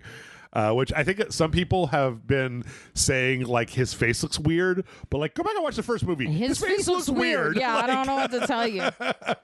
Like this actually looks more movie accurate than I would have expected. Yeah, the fact that I called it before I saw the text on the side. Yeah, you can tell that that's definitely first movie. Yep. That's funny. Let's see. And then we can go into the trailers. We got a trailer for the season 2 launch for the Black Ops 6 and Warzone. They have ninjas? They have like ninjas, and like this new one has some kind of like bounty thing where like certain people on the map are marked as like bounty targets. And if you kill them, you get more stuff. That guy looked like the opposite of Floyd. Actually, Floyd looks like he would fit right into this bullshit. This looks like the world's like this looks like a G.I. Joe game. Yeah, like, it actually really does. Honestly, if you made Call of Duty, but you just went, it's G.I. Joe, I bet John would play it. I would play it. I didn't play Black Ops 6. Anyway, they're introducing a whole bunch of new maps. I liked this trailer because it uses like a remixed version of Machine Head by Bush. Oh, nice. And like it was perfect for the the kind of coordinated action. I think that Call of Duty makes really good trailers. They always make the game look really fun. And then you go to play it and you're like, oh, this isn't what I thought it was going to be. But they're also adding some new zombie mode stuff. Yeah, some new weapons and some new stuff into zombies and a bunch of new skins and the aforementioned team. They always put out a shitload of content whenever they have a season. Like Call of Duty, I think is the one franchise that can rival Fortnite at the just sheer number of changes in every season. They do, yeah. And what it's fucking are you? Oh, this like ninja with the purple eyes, and he's all black. Who knows? It's probably built into the plot of Black Ops 6 somehow. Can somebody just like 2-sentence give me the rundown on him? Cat slit eyes. He looks like so weird. He looks like a Mortal Kombat character. Yeah, it's really weird because he's in Call of Duty. Let me be very clear. He would look totally normal in other games. Yep. And purple and black is an interesting color scheme. Yeah, I feel like he really wanted to upset the cosplayers because purple and black doesn't photograph well. And they're gonna have to go real bold with it, you know? Yeah. Otherwise, it all blend together. Let's see. We also got the trailer, speaking of Fortnite, for the Godzilla X Kong. Michael was actually telling me that this is live currently, and That's that funny. it's like there's a thing that'll come up on the map, and then if you get to it, like one player gets to be Godzilla for like 3 minutes. That's amazing. And then there's also little like regular size skins for Mechagodzilla and Kong. Is from that what Mechagodzilla? I don't know why it's funny that they're so tiny. But yeah, apparently when you do this and you become Godzilla, you have like a countdown timer. Yeah. And you also have a health bar that's constantly going down. But then there's some kind of reward for whoever like doles out the most damage to Godzilla. So everybody on the map instantly stops fighting each other and starts shooting you when you're Godzilla. That's kind of fun. Yeah, like, it's kind of fun. Good on them. Personally, I know it's for Godzilla X Kong, but I wish it was Shin Godzilla, and now it's just like belly flopped into the ground, dragging myself across the map with the big googly eyes. I wish it was like OG Godzilla. Oh yeah, black classic. and white. It's yeah, just like fucking that like stiff costume. Yep. Yeah, hell yeah. Yep. But I don't know, good on him. The thing about Fortnite is that when Fortnite puts Godzilla in the game, I'm like, yeah, that's fine. Yeah, that makes sense. And then when Call of Duty puts Cheech and Chong in their game, I'm like, what the fuck is this? Why do you guys like this? That's weird. Why are you doing this? You fucking weirdos. Let's see. Now, listen, I know that neither one of us knows anything about Dragon Ball, but Dragon Ball Sparking Zero announced their first set of DLC. Ooh. Yeah. Is it Godzilla? No. All right, well. It's all based on the latest, the last movie that they had, which was like the superhero movie that had these like, these kind of like Rocketeer looking motherfuckers in it. These like robot guys who Gamma 1 and Gamma 2. So they're going to be in there. And we got Gohan, a bunch of different Gohans. And Look a bunch at of different this one. Piccolos. Look at that one. Yeah. Why do they all have glasses on? I asked Michael why they have glasses Is this on. some like Clark Kent bullshit? No, it turns out that Gohan, when he grows up, needs glasses, and when he goes Super Saiyan and transforms, he no longer needs his glasses. That's Superman shit. And it's part of a plot where Michael, you look me in the eye and you tell me that's not just them being like Clark Kent wears glasses. Well, but okay, so oh god, what I found out about, and one of the reasons that Michael likes Dragon Ball is because it is Superman. Yeah, he's a strange visitor from another planet. Like being a Super Saiyan means that he came from Krypton and he's got powers far beyond that of a mortal man. Like, yeah. I definitely knew that because half the time when people draw fucking Dragon Ball characters, they'll like do crossovers and it's always Superman. Right. It's always fucking Superman. Sure. Yeah. So then they've got a bunch of other stuff. There's a Cell, the version of Cell. It's all from the movie. Yeah. And like, I'm glad that the Dragon Ball people, they're eating well because this game had like 72 characters and they're adding like another 11 in the first DLC pack or something. Good for like them. It's pretty big. And everybody's exploding and screaming, exploding. Yeah, I mean, would it be a Dragon Ball game if there's not screaming and exploding and like muscles? Yep. And just and big like, giant just lasers. more screaming. Everybody's exploding. And there's you lasers. guys better start screaming now. Screaming, exploding, and screaming. Yeah. Yeah. They also teased a little bit that there's going to be the DLC 2 and 3 seems to indicate that they're going to be putting in Dragon Ball Daima characters. I don't know if you know this. The new Dragon Ball series is they're all babies. A wizard turns them all into babies. Dragon Ball babies. Yeah. But it turns out that they're all as powerful as they were when they were adults. Did you guys ever want to watch babies punch each other? But they're like little 8-year-olds. And I'm like, this is fucking ridiculous. And I watch a lot of anime. I'm in. Yeah.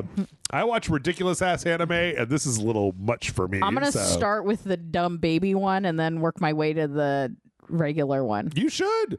I mean, maybe you can make it through a whole episode. I couldn't, but maybe you can. No, I'm going to start with dumb baby one, and I'm going to know all the lore of just the dumb baby ones. Just the and dumb whenever babies. I talk to bullshit anime fans that are like, do you watch Dragon Ball? I'm going to be like, only the good one. just Daima and the live action movie from the 90s. Those are the only Dragon Balls I watch. And I'm going to watch it enough that I can quote it line for line, baby. Yep. Oh my gosh. All right, moving on. We got I'm actually really interested in this. The first Berserker Kazan. This is a spin-off kind of like third-person God of War style game from the DNF universe, which is I think it's like a Chinese MMO or something like that. Holy shit.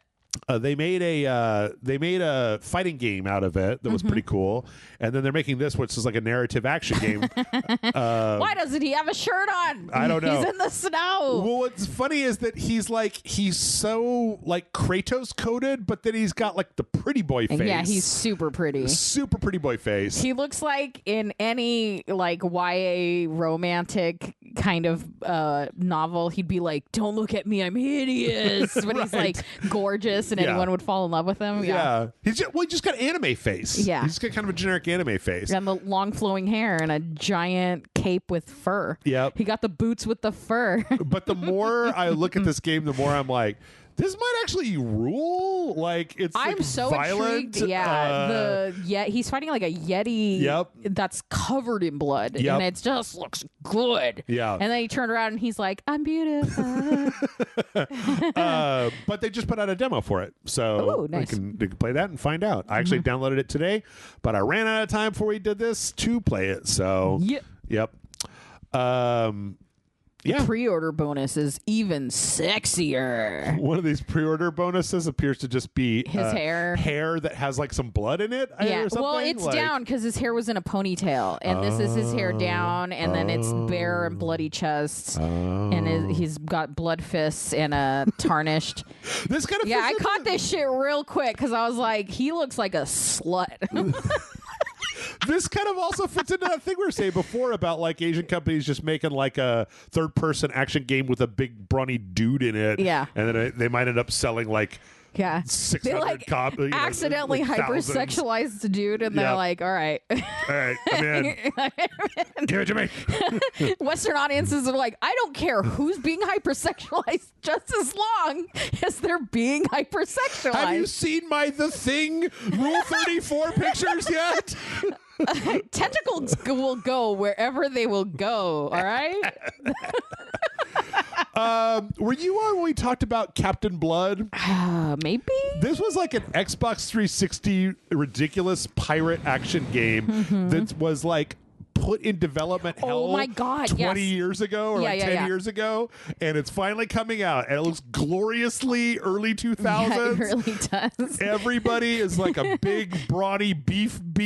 Yeah. And oh my god, I forgot. And they're all ridiculous looking, and I want it so bad. It looks great. It looks amazing, and it's got a release date now. It's coming out on May 6th. Nice. So if you guys don't know Captain Blood's going to be one of the ones that I'm like, y'all need to not sleep on Captain Blood. It could be garbage, or it could be so fun and silly. And, yeah. It'll make you think about when you were younger, and you're like, oh, I miss these feelings. You'd be concerned about when you were younger. Yeah. Because it just straight up looks like an Xbox 360 game, and I'm like, yeah, that's so fun. At this point, you know what? I'm playing that Abiotic Factor game, and it looks like a PC Half-Life 1 game from like 1998, and I'm just like, is it fun? That's all I give a shit about. I do not care how good it looks. I only care whether it's fun, and this looks fun as fuck. Yeah. Silly, old school fun. Yep. Also, a lot of blood. I'm glad to see more blood in my video games. Yeah. I want people to get fucking We need more violence up. In this world. That's what I've been saying. Hells yes. Let's see. We got the launch trailer for Hellskate, which I think is another game that people should not sleep on. This is a Tony Hawk Pro Skater in Hell that is also a combat game where you play as a demon that skateboards, but also has like a big katana and can like hack on people. And then it's also like a roguelike where every time you play, it's like a different set of levels with different power-ups and stuff. It's fun. I like this. I think Michael and I played it for a Patreon video, but I think that a lot more people, this is one of those like Steam games that I think a lot of people need to like go check out, because the idea of taking Tony Hawk Pro Skater and then making it into a weird like hack combat, and slash is a cool idea, especially for people that are way better at Tony Hawk Pro Skater than I am, because I can't keep the two things in my head at the same time. So I was kind of bad at this when we tried to play it, but It's also got a pretty cool art style. It's got a little like Diet Suda 51 thing going on.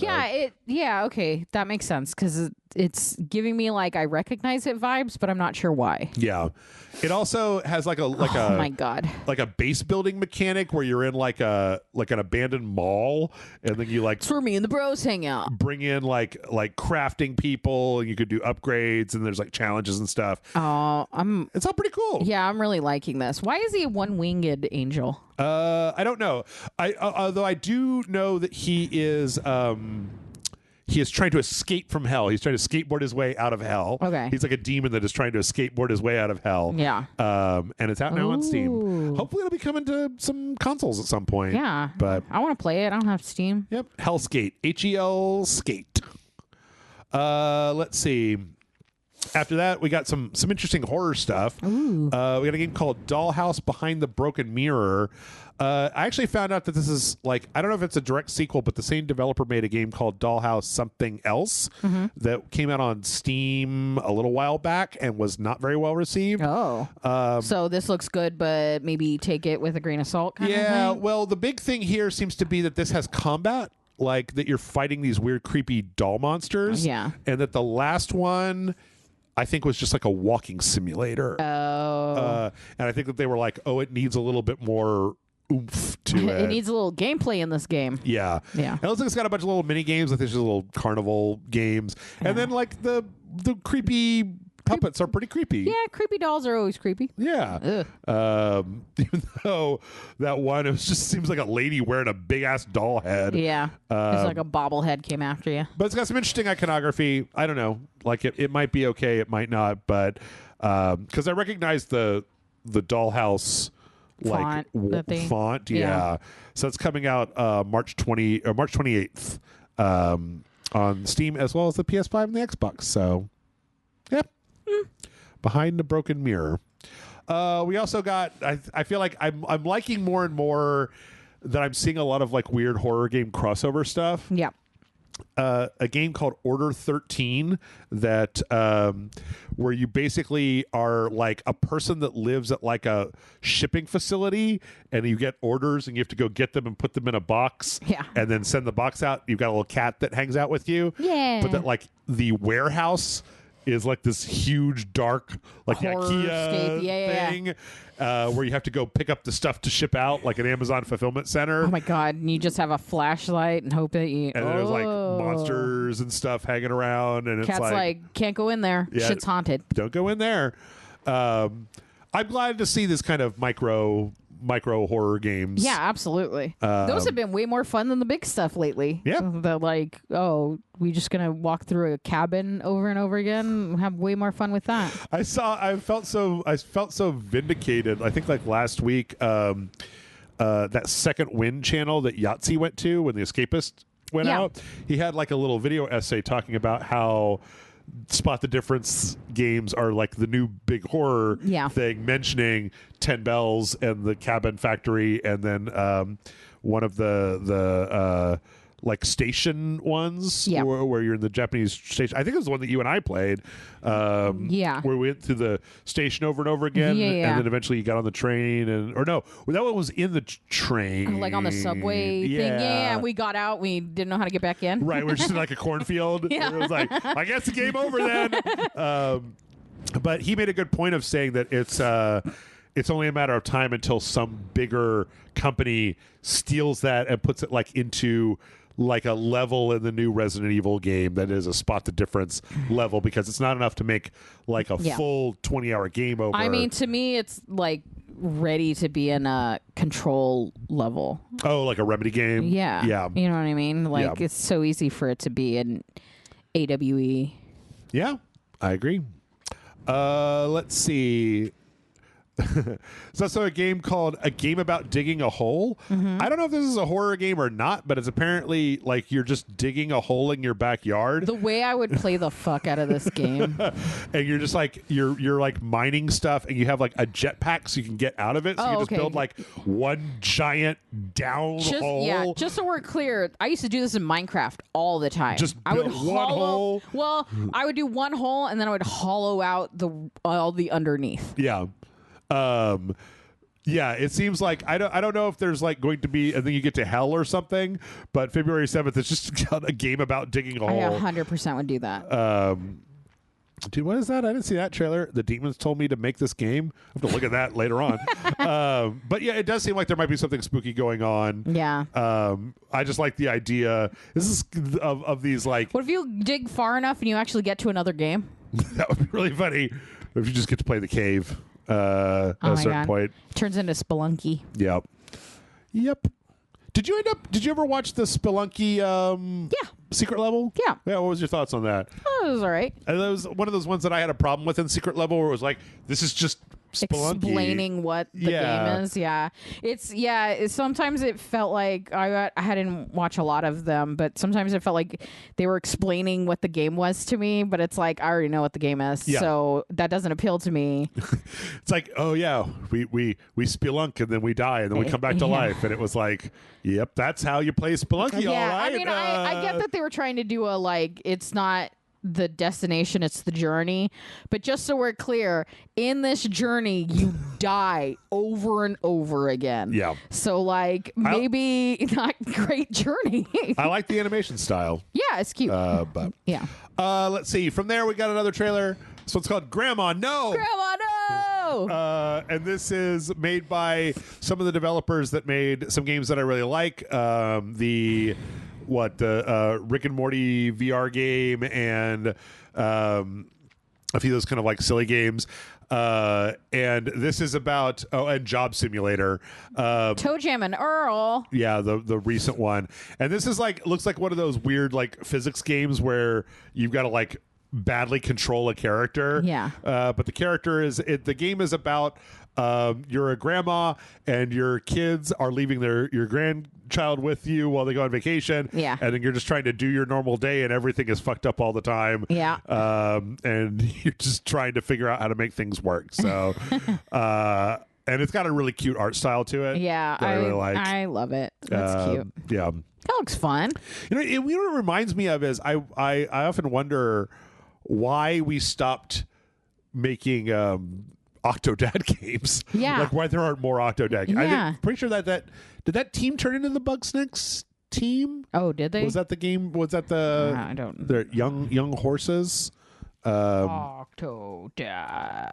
Is it Young Horses, I think? Beep. Yeah, Octodad Deadliest Catch. Yeah, Young Horses, Panic Button. Yep.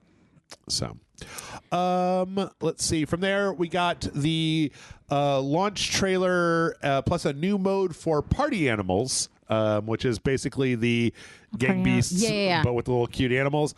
This is funny. They just made Among Us. They just made Among Us in the Party Animals. I mean, I'm into it. That's fun. Yeah, I mean, for a game that has such silly like physics and everything is a cute little animal. Yeah, like and they're like now they just watch a murder. Yep, and then you have to do like the tasks are trying to do the funky physics. Try to use the funky physics to do stuff like put out fires or pull switches or stuff, and it's like, yeah, man, that works. That's fun. That totally works. Plus, I just like the way that they're real doofy. Yeah. It's kind of like when the big sporting events do the like mascots playing each other stuff. That's all this reminds me of. Yep. And that's coming with the PS5 launch very, very soon. So you're saying we all have to play Party Animals and try to murder each other? I don't know. I never really I don't know. Among Us was always I was just never as into that as everybody else was. Yeah, so I was super into Among Us in the sense that I really enjoyed watching people on Twitch play Among Us. Right. I am not into Among Us when it comes to playing Among Us. Yeah. Yeah, I don't know. And I think there's a difference. Between wanting to play. Well, and I think it's the same difference as like enjoying watching Critical Role and enjoying playing D&D. Sure. And I don't think people understand that there is a difference between watching like professional like Twitch streamers who are all like all entertainers and do this all the time and are like all best friends and have a great rapport with each other, and they're all voice actors, and then you and your like buddy down the road, like it's just not the fucking you and your same. coworkers try to play D&D and you're like, oh, you guys are way less interesting than I thought. Or I almost said you and your buddy Jeff, and I was like, wait, that's just because I was looking at you. I don't know. I'm sorry. Don't play D&D with me. I'll only play D&D if I can be an agent of chaos. So I want to steal the loot. Yeah. All I ever want is for the DMs to let me be a psychic, and none of them want to do that because it's a whole separate rule set and it's a bunch of bullshit. But Pussies, I'm like, come on. Don't be a coward. Yep. Let's see. Next up on the trailer parade, we got the pre-order trailer for Tempest Rising. Ooh. I'm so glad to hear about this again. Amanda, this is a company that this is being published by 3D Realms. It's a company, and they just made old school Command and Conquer. They just made like old, like not Red Alert and not Generals, but just like old school GDI and Nod Command and Conquer.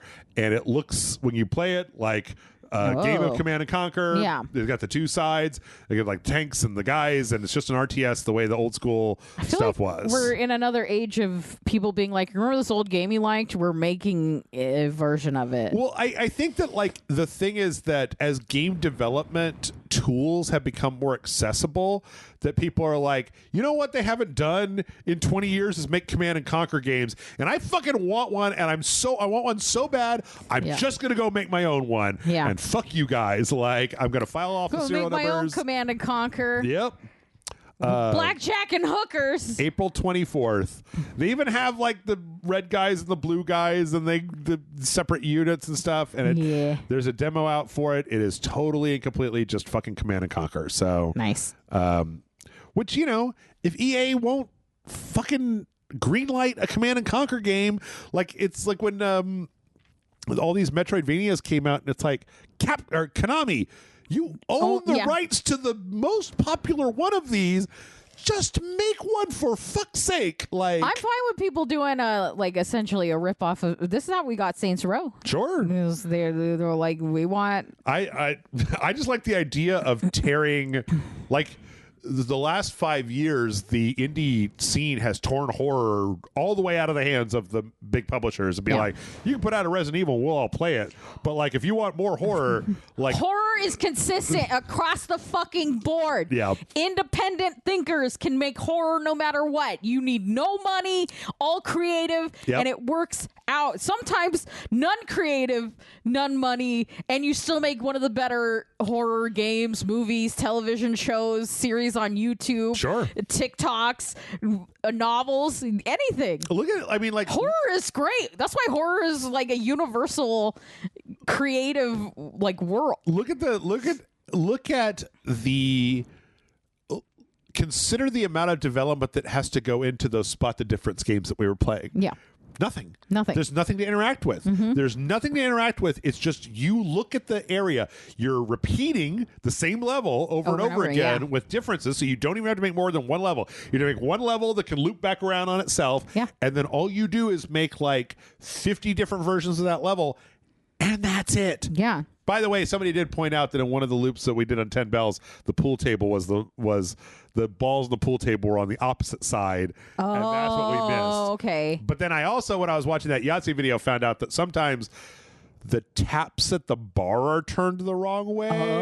So there are very subtle ones versus the lady getting thrown into a barrel. Right. That you can't miss. Like giant guy shoved in the corner, or there's bells everywhere. Yeah. Those were good. So. I did have sleep paralysis after that. Remember how I said that? Yeah, I did. I didn't see like a demon or anything, but I did have sleep paralysis where I just like couldn't move and was up and awake. It was I was like, God damn 10 bells. Like, fucking Jeff and his fucking video. Knew it. God damn it. I didn't know that was a potential outcome, or else I wouldn't have suggested it. You know. If you like horror, sometimes you got to live in it. Yeah. We also got the final trailer, and it's actually released this week for a game called Ender Magnolia Bloom in the Mist. This is the sequel to a game called Ender Lilies that, if I remember correctly, was a game I missed in 2021 and then played with Tessa at the beginning of 2022. The same way we've been doing a lot of stuff in early January. This is an indie Metroidvania that's got a kind of a... It's hard. I don't know if people know when I say like a puppet art style to it. Kind of like, the old Spill animations, or where you've got like the character from the side and they're obviously animated. It doesn't look bad. Like it's actually it looks fine. Yeah. Not very egregious at all when it comes to puppet animation. But this is one of those ones where it's like you're intaking like the souls of different enemies and then using them as like weapons. Yeah. The first one was really good. I don't remember if I finished it, but this one has pretty good reviews on Steam. And I've got it on the list to play at some point. So yeah, good stuff. Good stuff that I'm super into. Very creative. Again. I like the flow of movement. Yeah, I just like the design of everything. Smooth or something. Like these very well designed the kind of action sequences and stuff. So, yep. Let's see. And then we also got the launch trailer for a game called Eternal Strands. This also comes out next week.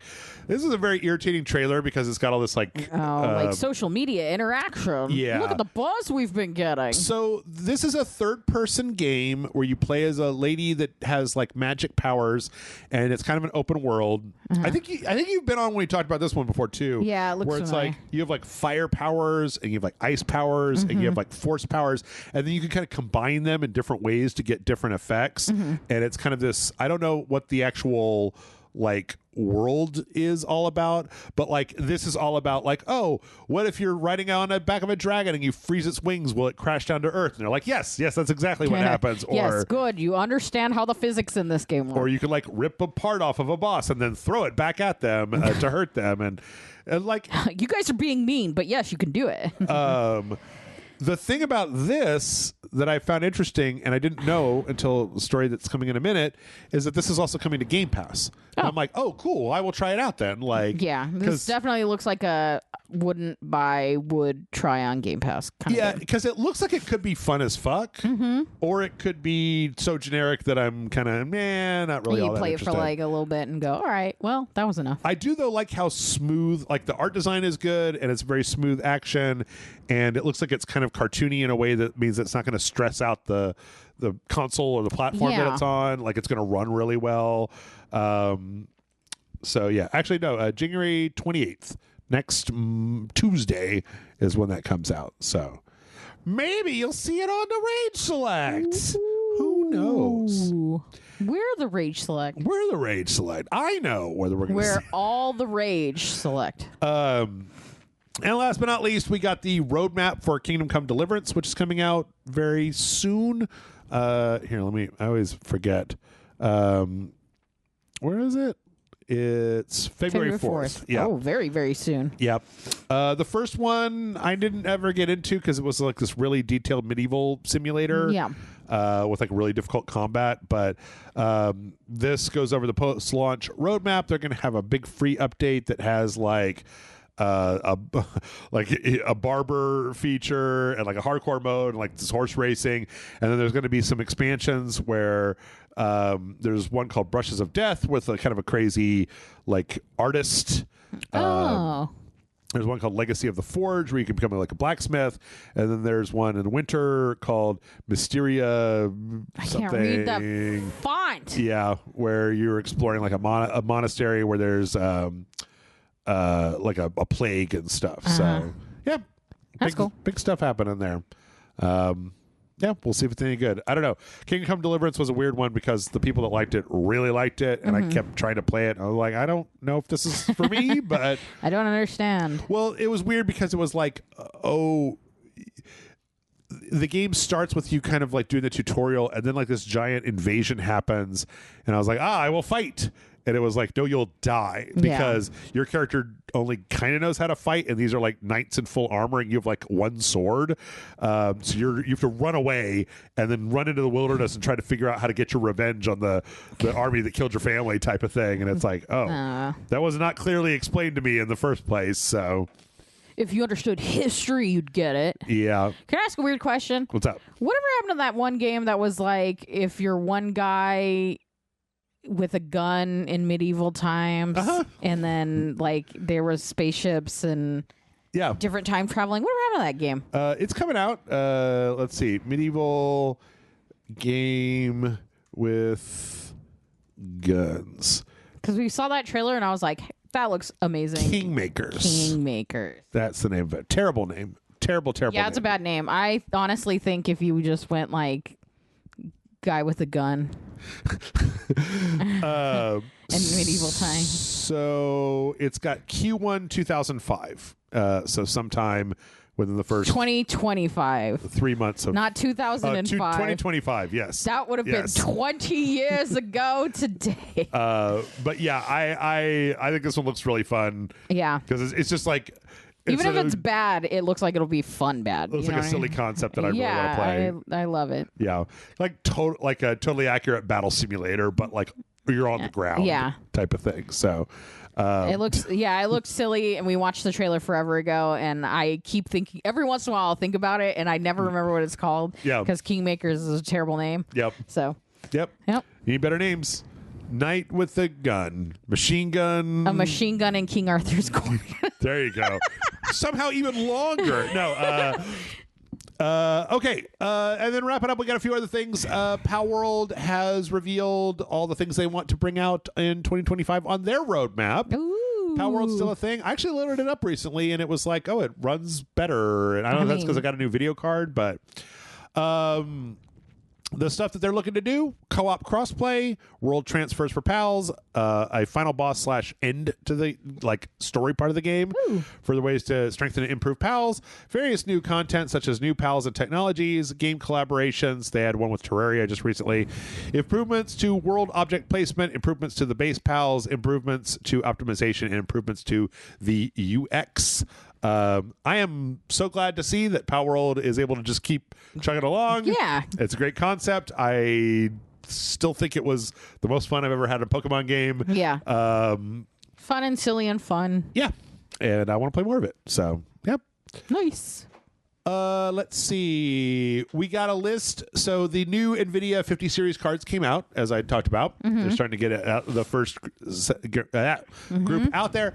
And they brought out a full list of the titles that will be able to support DLSS 4 at launch. That's the AI upsampling stuff that they do. They've got a new version of it, and specific games will have to implement that before they can run it on the new cards. Okay. But they have a pretty big list of games that kind of goes on for a while. Long list of games. Yeah, some of these are not games that I think like people are super like. A Kimbot is in here, and it's like that's just a fucking Ratchet and Clank knockoff. It doesn't need like that much. But like now it's the most beautiful Ratchet and Clank knockoff. Cyberpunk is in there. Deliver Us Mars and Diablo. The new Dragon Age game that came out. God, I cannot fucking talk today. God of War on the PC. The new Indiana Jones game is going to have support for it. So there's a lot of interesting stuff in here. Nice. Which is nice. It's always nice when there's like a new feature and then there's a whole bunch of ways to try it out instead of like, here are the 4 games that support the new feature. More to come as time goes on. So... I don't know. I've been watching some of the reviews come in for the 50 series cards, and apparently they're not like that much more powerful than the last generation. So I don't know. We'll see. We'll see how it goes. That's not for me to understand. Yeah, I know. Let's see. Well, how about this? Game Pass is adding some new games in January and they've got some interesting ones on the list. So we got the updates for the second half of January. What's going to be on Game Pass? Lonely Mountain Snow Riders, Gigantic Rampage Edition, that's such a weird one to put on there. Wait, what is Eternal Strands? Oh, that's that game that we were just talking about with the fire stuff. The new Orcs Must Die, which is interesting because the last one of those was a Stadia exclusive. Oh. So there hasn't been an Orcs Must Die game for a little while. Shady Part of Me, which was an older game. Sniper Elite Resistance, which I'm super happy about. Citizen Sleeper 2, which everybody really liked Citizen Sleeper 1, so I'm interested in that. And then the new, not new, but Far Cry New Dawn from back in the olden days. So, but yeah, that's a pretty good chunk of stuff. Nice. Did you ever try out Citizen Sleeper? No. think you might like it. Or I don't know. I don't know if you like really big narrative games? Depends on the narrative. Okay. Citizen Sleeper was a game. Because yes, but depends. Where you're like an android that's been just like thrown away in the corner, and you manage to bring yourself back to life, and you're on this space station, and you're technically supposed to be like inoperable because the corporation like tossed you, but you keep finding ways to keep yourself alive, and then you start making like friends with people. And it's got a really interesting thing where at the beginning of every day you have a bunch of different things that you can do, and you roll a series of dice, and then you take the dice and you like, depending on what number they are, depends on how well you'll do, and then you can put them into what tasks you want to do for the day, and then it kind of unfolds the narrative. So really highly acclaimed game from, I think it was 2023, maybe earlier. Let's see. There's an ESRB rating came up that makes it seem like we're probably going to be getting a modern console release for Resident Evil 6. Yeah. The worst one, some people might say. Why is it the worst one? I don't recall. That was the one where. So there's a whole lot happened about it, but like they really rushed it, and it was where Resident Evil started to get too action oriented as opposed to not having as much like horror in it. Yeah. It's the one where Leon is protecting the president. It's like, and then Wesker's kid and Ashley Birkin. Yeah. Never mind. I remember. Ada's on and then it's Chris Redfield and his little army buddy, and like, I don't know. It was a silly game. Yeah. This is a sequel modern to consoles, everybody. Yeah. Get ready for it soon. I don't know. This is such a good. It's kind of both a good and a bad thing, because it does indicate if they're going to be doing a re-release for it, that they're probably not going to be doing a remaster or remake of it. But there's going to be some group of people like, no, but I love it. I don't know if we know what the next Resident Evil, because like new or like 4 was the last one, so probably based on the schedule, the next one would be a sequel to Village, would be 9, because they've been doing like remake, sequel, sequel. Part of me is interested in like the idea that if they remade 4, they remade 1, 2, 3, and 4, that they should try to remake 5 and make it into a better game than it was when it came out. Remake 6 and make it into a better game than it was when it came out. Honestly, why not? Yeah. Anyway, chances are we're going to be hearing about that soon. Let's see. Final Fantasy VII Rebirth has been Steam Deck certified, and they celebrated by making a Steam Deck Chocobo themed Steam Deck. And by that, I don't like that. They glued a bunch of yellow fur and some feathers onto a Steam Deck. That looks like you're playing your Steam Deck in the severed head of Big Bird.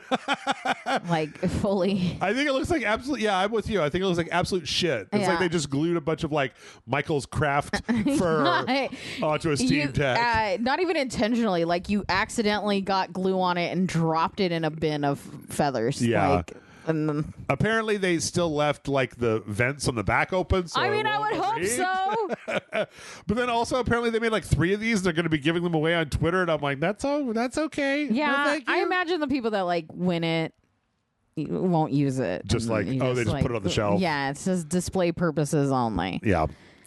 Let's see. Speaking of fuzzy... You don't want to have to shave your Steam Deck, you know? Irritating fuzzy messes. Sonic the Hedgehog 4... This could go anywhere, guys. ...has a release date. The movie? Film? The fourth film. Yep. They've announced that March 19th of 2027... Jesus Christ. 2 years from now, you're going to be getting a new Sonic the Hedgehog movie. Somewhere not too far from here is Michael going, yeah. I think it's funny because I didn't know this until I read this article that the Sonic 3 movie is the second highest grossing video game movie behind the Super Mario Brothers movie. Amazing. So I've been, for 30 years I've been watching this, and now that these two have graduated into fighting for box office as opposed to just video game. Delightful. My favorite part about this is that people went, this whole thing you have to remember, Sonic looked horrible in the first trailer. Yep. And everyone bullied them into delaying the release and making the Sonic look correct. There is no way ugly Sonic would have gotten 4 sequels. There's no way. It has a television show for Knuckles. Yep. You know Knuckles would have been just as ugly. Yep. But individual teeth on Knuckles Jesus. or tails. Yeah. Yeah. Yeah. So, you know, sometimes bullying works. Sometimes if you can make them do it. Yeah. Sometimes though, Amanda, bullying doesn't work, and that's how you get the Borderlands movie, which has been nominated for 6 Razzies, including Worst Picture, plus 2 nominations for Jack Black as Claptrap. Please tell me it's the same category. They're just like, no, but seriously. So, Worst Picture, Worst Director, Worst Actress, Cate Blanchett, Worst Supporting Actor, Kevin Hart, Worst Supporting Actor, Jack Black. But then there's a 6th one that is a Razzie category that is called Any 2 Obnoxious Characters, parentheses, but especially Jack Black. And Jack Black is nominated for that. Please show up and pick up your stupid award. You deserve it. Apparently, their awards are like a $4 thing, spray painted gold or something. Like, I love it. Yeah, it was. I was reading through this, and it was a pretty big year for bad shit because the Joker sequel was on there. Yeah, Madam Web, and then Megalopolis. Oh fuck! I forgot Megalopolis was a thing. So that's amazing. And last but not least, it may not be a big thing, or it may not be an actual thing, but there is a guy who's been trying to get Bloodborne to run on PS4 emulators. Nice. Who has done a lot of work, and this is the Shad PS4 tool. And last week, Digital Foundry introduced a video showing Bloodborne running on this PS4 emulator at 60 frames per second, which is what everybody fucking wants. Apparently, it takes like the most modern hardware in the world to make this kind of happen. Yeah. Sony, for God's sake, the money is on the table. Would you please just pick it up? Yeah. And like, Blue Point isn't doing anything. I know what they were doing, and they're not doing it now. They made the Dark Souls remaster. I have the craziest idea. Yeah, you need to recoup some of the costs. What the fuck? If you change the face at all, that's what happens. It's a giant rays come out of the front because of the way that it's being like rasterized. But like, dude, seriously, just make a Bloodborne remaster. We will all buy it. Yeah. We will all buy the shit out of it. No one will complain. Well, it's so weird to have to beg people to please just let me give you my money. Well, it's like Red Dead, because Bloodborne, if Bloodborne was on the PC, we'd already have fixed it and done it ourselves. Yeah. There'd be a million mods, et cetera, but it's not. So come on. They didn't want you to make vulgar mods of their main character. They're mostly monsters. I mean, okay. No, You gotta go back to the thing. all the way back to the beginning. Yep, sorry, I forgot where I was. Forgot I was on the internet You for a forgot second about the there. monster fuckers for 1 second. They creep in behind you, just like the thing in the drawing that I sent you earlier. Damn it. All right. Well, that's it. That is it. I'm done. I'm done with everything. Thanks for listening. The RageSelect, patreon.com/RageSelect, RageSelect.com/Patreon. I don't know. You fucking figure it out. I'm tired now. Goodbye. Bye.